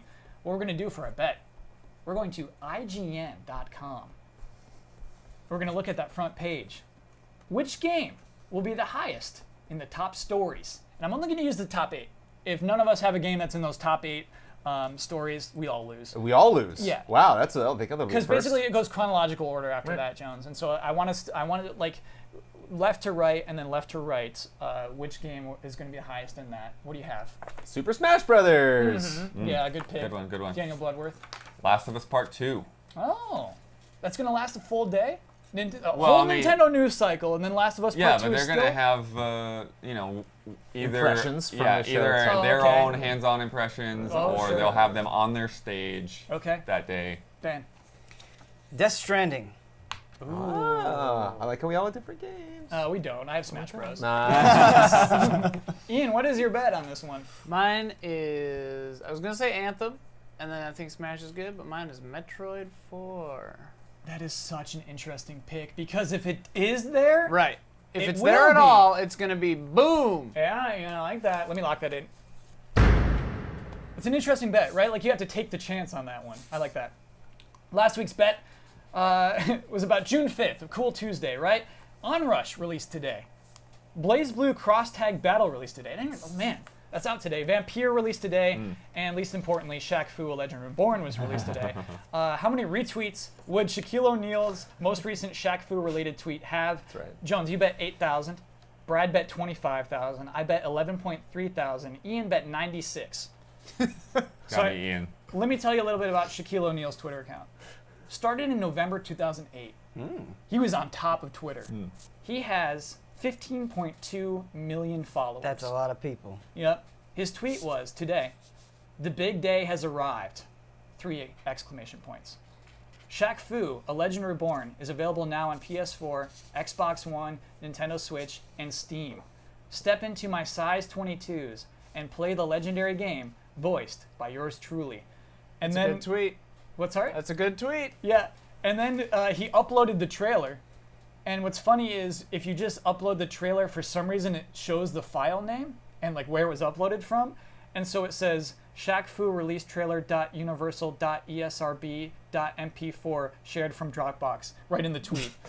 That tweet has 148 retweets, giving Ian the win. 148 retweets. This man has 15.2 million followers. It doesn't matter. That does not matter one bit. You get 148 retweets. Well, any point for the. Oh no, it's 2 points. That's 2 points. So But that's a point that the gorillas don't get. So true. That brings us to Red Wait, why Grouse's. is it 2 points? Ian's got Switcher Snakes, just a whole new team. So Okay. Because John- I started halfway through the year, Yeah, so yeah, I get double points. exactly. Sorry to not explain that. Yep. So to catch up, Ian gets 2 points at a time. You're gonna catch up fast, I think. Red Grouse is 7. Gorgeous Gorillas 11. Droopy Eagle 6. And Switcher Snakes 2.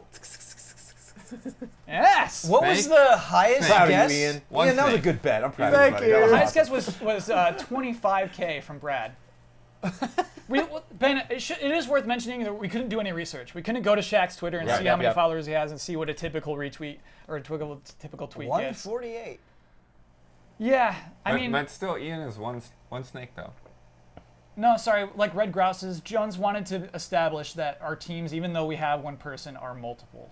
But he's Red Grouse. He's Red Grouse's. Since what? Will you change that? Always. No.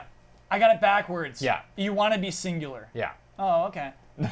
I'm sorry, it's Switcher Snakes, right, Ian? Yeah. He's got he's got his hands on all sorts of. We're just sitting here in the chair. You know, we're not really not doing anything. Well, It's and- like he's got his I instruments. want to be Droopy Eagle. That's fine. I mean, sorry, I want to be Droopy Eagles. You can I'm do so that. mixed up right now. I want to be Droopy Eagles. I want to be multiples You've too. both been Aren't you? singular. Do you think any of this matters, Kyle? It does, Jones. I'm switching. Wait, aren't you already Droopy Eagles? I'm Droopy Eagle because Jones wanted to be Red Yeah. Grouse. I didn't Here's the say what deal. you should be. Well, yes, you did. We had to be unified. I'm Droopy Eagles now. All right. Add the S. Switcher Snakes, imagine like I'm doing it right now. a bunch of snakes in like a man suit. Oh. Weird. Oh. Oh, to be okay, like the humanoid. He-Man toy. Okay. Yeah. Whoa. King Hiss. Like a star spawn from D&D. The way I see the Droopy Eagles is that we are an international enterprise, and I am the representative of the Droopy Eagles on this very podcast. The way I see it is I'm a bird. Okay? Hey, man, if that's how you see it, that's how you see it. Our objective for this podcast was to convince Tom Cruise to watch E3. To watch it. To sit down and actually watch a press conference. People sell you video games. All of you did that. All of you did that. Who could not, after listening to this podcast, who could say, not for me? I gotta admit, I'm possibly hot do it? under I'll the pass collar on right E3. now. Yes. Who could do it? Tom I'm Cruise. so excited. I could call Tom Cruise. Are you convinced? Yeah, baby. All of them did it. He feels the need. Yes. watch So, I've never even heard of a Star Fox. yeah, I gotta see how you race. So this is complicated. I mean, let me see who submitted this. Eric Klein. I know you didn't think that everybody would win, but they did, and it's on you now to reward each of them with 1,489 nuts. Whoa. Yes. Do they specify what kinds of nuts, or just we that don't was know? my question. If we must get into the inside joke, that is the currency of For the Frog, the Bell Tolls, a Game Boy game that never came out in the U.S. The currency is nuts. Not gonna lie, I kind of wanted some cashews. They can be cashews. Yeah. Oh, Doesn't But specify. why do the Alright. nuts make that sound? It's so hard on the headphones. that's that's a million of that. You got 1,489, man. You got a million nuts. Yeah. All right. Congrats on your million nuts. For Patreon plugs, Jones, instead of plugging Patreon, I think we just have so much to plug with E3. I'm going to swap it out. Because if someone loves E3, they're likely to click on our Patreon page, right? We're doing a lot for E3 this year. Let's start with our I'm kind of stampeding over the videos you get to promote, but a lot of promotion to do. We're going to have a betting special. Betting special is I know if you haven't seen one of these before, it sounds degenerate. It sounds like something that shouldn't happen with E3. It's degenerate. It is very degenerate. There's no money involved, but there are stakes. We bet things and people have to do things that are humiliating if they lose. There's a narrative tied into it. It's insane, but it is very fun. It is essentially Easy Ally's way of doing our predictions outside of this very podcast and other podcasts. We do predictions nonstop, but this is our prediction special. If you're wondering if we ever do something like that, it's basically tied into the betting special. It's wild. It's fun. You're going to see that Friday. By the end of the day, at least, we're going to get it up as soon as we possibly can. That'll be exciting. I know people look forward to that very much. Saturday, I should pull up our schedule, actually, because there's a lot to remember. Saturday is EA's press conference, which starts at 10. We start at 10. That we starts start at at 10. 11. Yeah, they Cool. start at 11. That's Thank you, right. Jones. Jones, you should pull up that script, baby. Yeah, all you got to really worry about is that first day because it's just EA. Yeah. So it'll be 10 until, after the press conference ends, then we'll wrap up after that. But not just wrap up. We do an hour-long post show. We do. Yeah, We'll do our wrap up after the press conference. We do an hour-long pre-show. We talk about what we're going to expect. I know we did that on this very podcast for a long time. It is shocking how easy it is to talk about for an hour, even for EA. Yeah. I mean, I'm doing that pre-show. I'm moderating that pre-show. It'll go by in a breeze. Always does. It's so fun in that moment of the press conference is about to begin. We all have an energy, even for EA, to become enthusiastic about what we're about to see. Thank you very much for the schedule, Ian. And then that is it for Saturday. That's it for E3. It's a nice little appetizer, right? We just I got a little taste of what E3 is going to be like. Sunday is already nuts. At 12 p.m. Pacific time begins the Xbox pre-show. Microsoft has said this is the biggest E3 they've ever had. They're hyping this up. Yeah, What, Jones, not are the you biggest skeptical? press conference they've ever had. Well, you know why they're saying that. Jones, because let they me have hype up a thing. You can hype up our coverage. I'm just saying Oh. it's on paper. It is. 'Cause It's they high have their stakes, own, dude. They've taken over the Microsoft Theater. That's why they can say it's a big. That's not why they're saying it. No. Yep. That's what they mean. No, that is not what they mean. They mean they're going to have the biggest presence at E3. Yes, that's part of it, Jones. If I But I make mean, you a they birthday literally- cake and then next year I make you the birthday cake and put one extra raspberry on it, this is the best birthday cake I've ever made you. So obviously. Who's doing the pre-show for Xbox? Who's doing it? Who's doing it? I don't know. I'm gonna actually be there. Might be so. Ben. Ben, are you I doing think that I think I might be doing it. one? Don't let Jones do that. Ben, start your pre-show by saying Microsoft promises this will be the biggest press conference they've ever had. Microsoft promises Yeah, exactly. this will be the biggest one. I think there are huge stakes Are you there. excited? Our post show is probably going to end around 3 p.m. Pacific time, and our pre-show for Bethesda starts at 5:30. We're not going offline. We are not. We're hanging out and talking for all that time. day. Mentally, Yes. we are not going offline. Yeah, and not even you. You at home, you will have something to watch us talking about. We may have guests in that time period. We may have previews of games that maybe showed up at E3 Judges Week in that time. But at 5:30 Pacific time, we'll officially begin our Bethesda pre-show. It'll be time to swap desks, get official, and then talk about what we expect to see at Bethesda's press conference. We know a little bit more, right? We know that Fallout 76 will be there now, but there's still so much to guess about, so much to get excited about, and of course we'll watch that showcase, the Bethesda showcase at 6:30 Pacific time.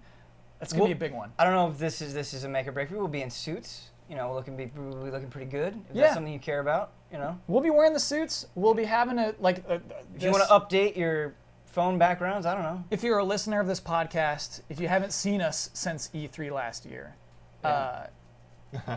we look a lot different now. You're not watching this very podcast right now. You don't know like how HD we look. We look very HD. We look crisp. Now imagine that with suits. Yes. Little self-conscious about like how many. You can see a lot of my wrinkles. If I look in this camera, you're seeing my sunken in eyes. You're seeing my complexion, which is not very good. You're maybe even seeing my nose hairs. You're seeing parts of my face. Can we just put it like in every video now? Can we just put a little asterisk that just says, remember, they're just some guys talking about. They're just some guys. They're just some guys talking about video games. We were never attracted, right? Like you were never supposed to assume that. Maybe you did, but now you like. It's how I feel about 3D games. Like that is a whole separate conversation. Well, it's like if you like a show on the radio, like don't look it up. Don't look up. If there's like a podcast that you like don't look up those people. Whatever you do. Yeah. They're so much cooler in your mind. They look so cool. Anyway, that's it for Sunday. Good night. And then Monday is a huge day. Monday's so big. Monday. Oh, you know what? I skipped Devolver.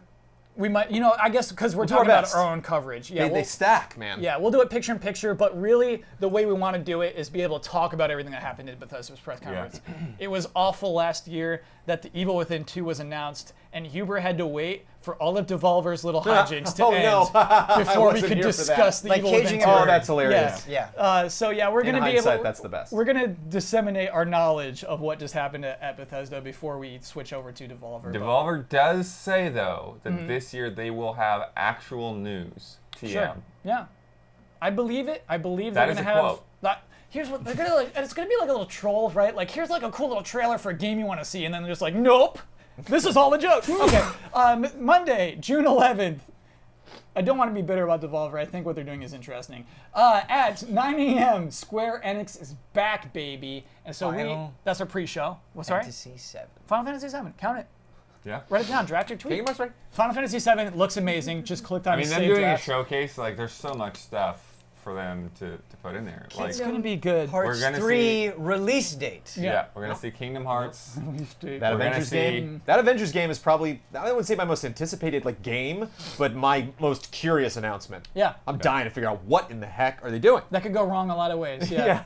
I really want to see if they can get the momentum back for Tomb Raider. Yeah, me too. Yeah, and what's neat is that's a video. It's going to be Nintendo Direct-esque as opposed to all these others, which will be a live show. I think it could show up in our nominees if we just do everything but EA again. It won't mean anything. But this could be a potential game or press conference of the show. Yeah, I think Square Enix is going to be one of the best, actually. Yeah, I agree with you. Last year's winner, Ubisoft, will start our pre-show at noon, and the actual show starts at 1 p.m. I know that's hard for a lot of people on a Monday. You're like just sneaking in at work, sneaking in at school. If you're at summer school, just sneaking in. Sometimes things you just got to get done. Yeah, you just got to get this done.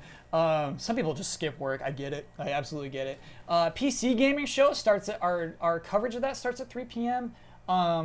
I think that actually starts at 3 p.m. start at 3. So we're not gonna really have time for pre-show. It's gonna be Ubisoft post straight into it. But that's a grab bag anyway. I don't think there's a lot of pre-analysis to be done. It's Exactly. You're right. There's not a lot of pre-analysis. And so much like Devolver, we'll probably talk about what happened at Ubisoft with PC and picture-in-picture, switch over if anything exciting happens. But it's a really good thing to watch until the PlayStation pre-show, which starts at 5 p.m. I'll be back. I'll be moderating that one. That's an easy one. Like some of the, like EA is not too easy to moderate. I said like it goes by quickly. You got to do some work. Yeah. There's some work to do. With the PlayStation one, I just write down 4 games. Like we can talk for an hour. You could probably write down 1. Yes. Tuesday. We're still going, baby. We talked about the Nintendo press conference, this very podcast. That starts at 8 a.m. No, that's our pre-show starts at 8 a.m. Bright and early. I think it's Damiani moderating that one. He's pumped.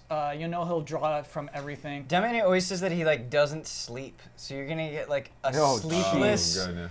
He's got to sleep. No, Oh, you're gonna no, but I'm saying this as I'm not encouraging not sleeping, Okay. but I'm saying what's going to happen. Yeah, okay? you're right. It's going to happen. You're gonna get a sleepless, excited Damiani. Yeah.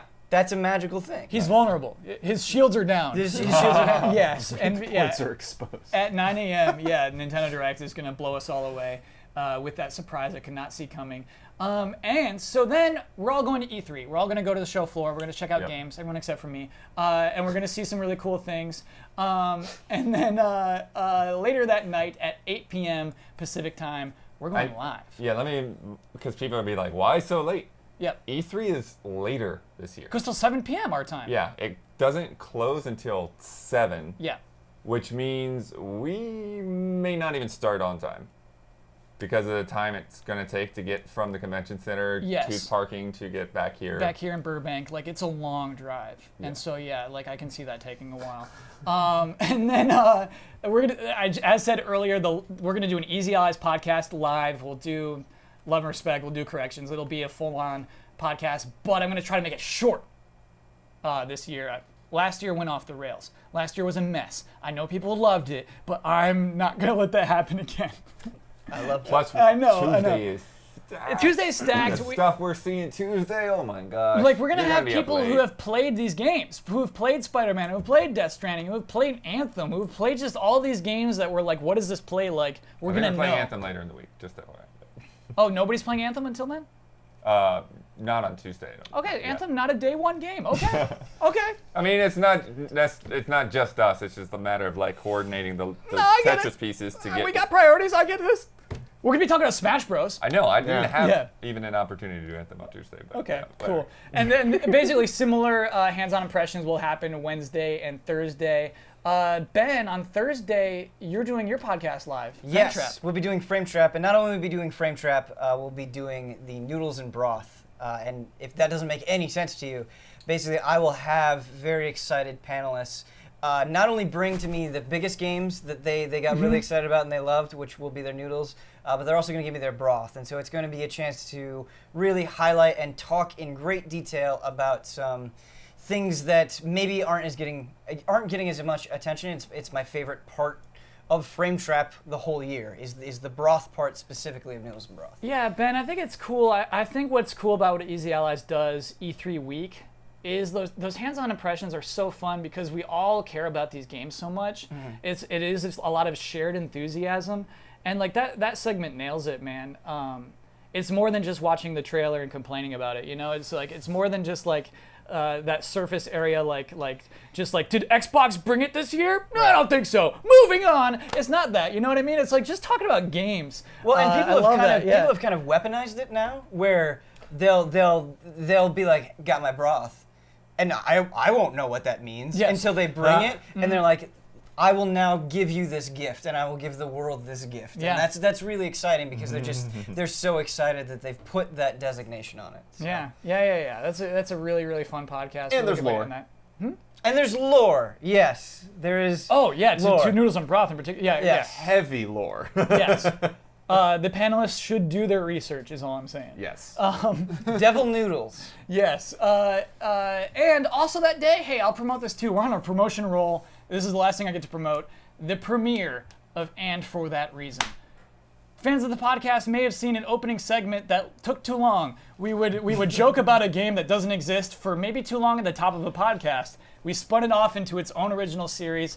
It will be exclusive to patrons of patreon.com/easyallies. Anybody $1 and up gets to see this exclusive show. However, on this Thursday, the last day of E3, we're doing a special premiere for everybody. Get there live. You can watch the show live for free. and maybe some other fun announcements at the end. Oh, hey, Jones. I like that. That's a good tease. Whew. Okay. Big week. That- Biggest, was that biggest 5 week of minutes the year. straight of promoting ourselves? I have more. I say. More than Okay, that. all right. Yeah. But E3 deserves it. Like all of those things are going to be good. All those things are entertaining. We can stand by that, you know. Yeah, it'll be the best E3 coverage we've ever done, and then we'll be dead. So Honestly, like, we have 74 appointments lined up. Like, there's going to be some shouting matches for people that want to keep talking and be like, no, we got to move on to something else. Yeah.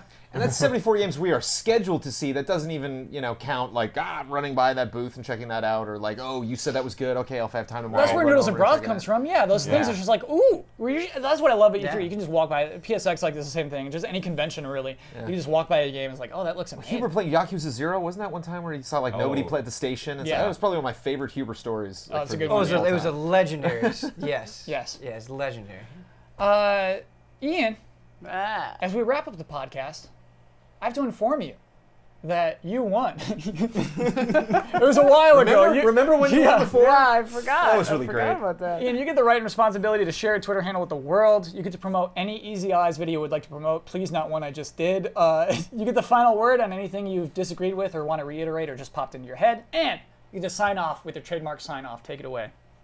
Hi, I'm at Ian Hink on Twitter. I would promote. Yeah, I mean, you promoted all the things for E3 that I was gonna promote. You know what? You can double down. I What mean, are you most excited about for E3? of our shows? Yeah. I mean, and for that reason, Oh, really? Cool. pretty phenomenal. The betting special is gonna be gnarly. I mean, watch it all. Are you doing an easy update at E3 this year? I will be doing an easy update at E3. Yes, it'll Nice. go up the Saturday after E3. Watch that. Watch last week's easy update too. Haha. Watch that one. Watch it on a desktop. Don't watch it on your phone. It works on both. Oh, does it? Yeah. Okay, cool. That's why they took annotations out. Got it. And cards work on everything. Cool. Hint. What was the other crap I'm supposed to do? Final word. Oh, everything's great. Everything's great. No complaints. Nothing went wrong. Hopefully the colors matched on all these cameras. I was kind of tweaking color correction here and there. I think the blacks are still a little. It's fine. It's all good. Everything's great. Good night and good game.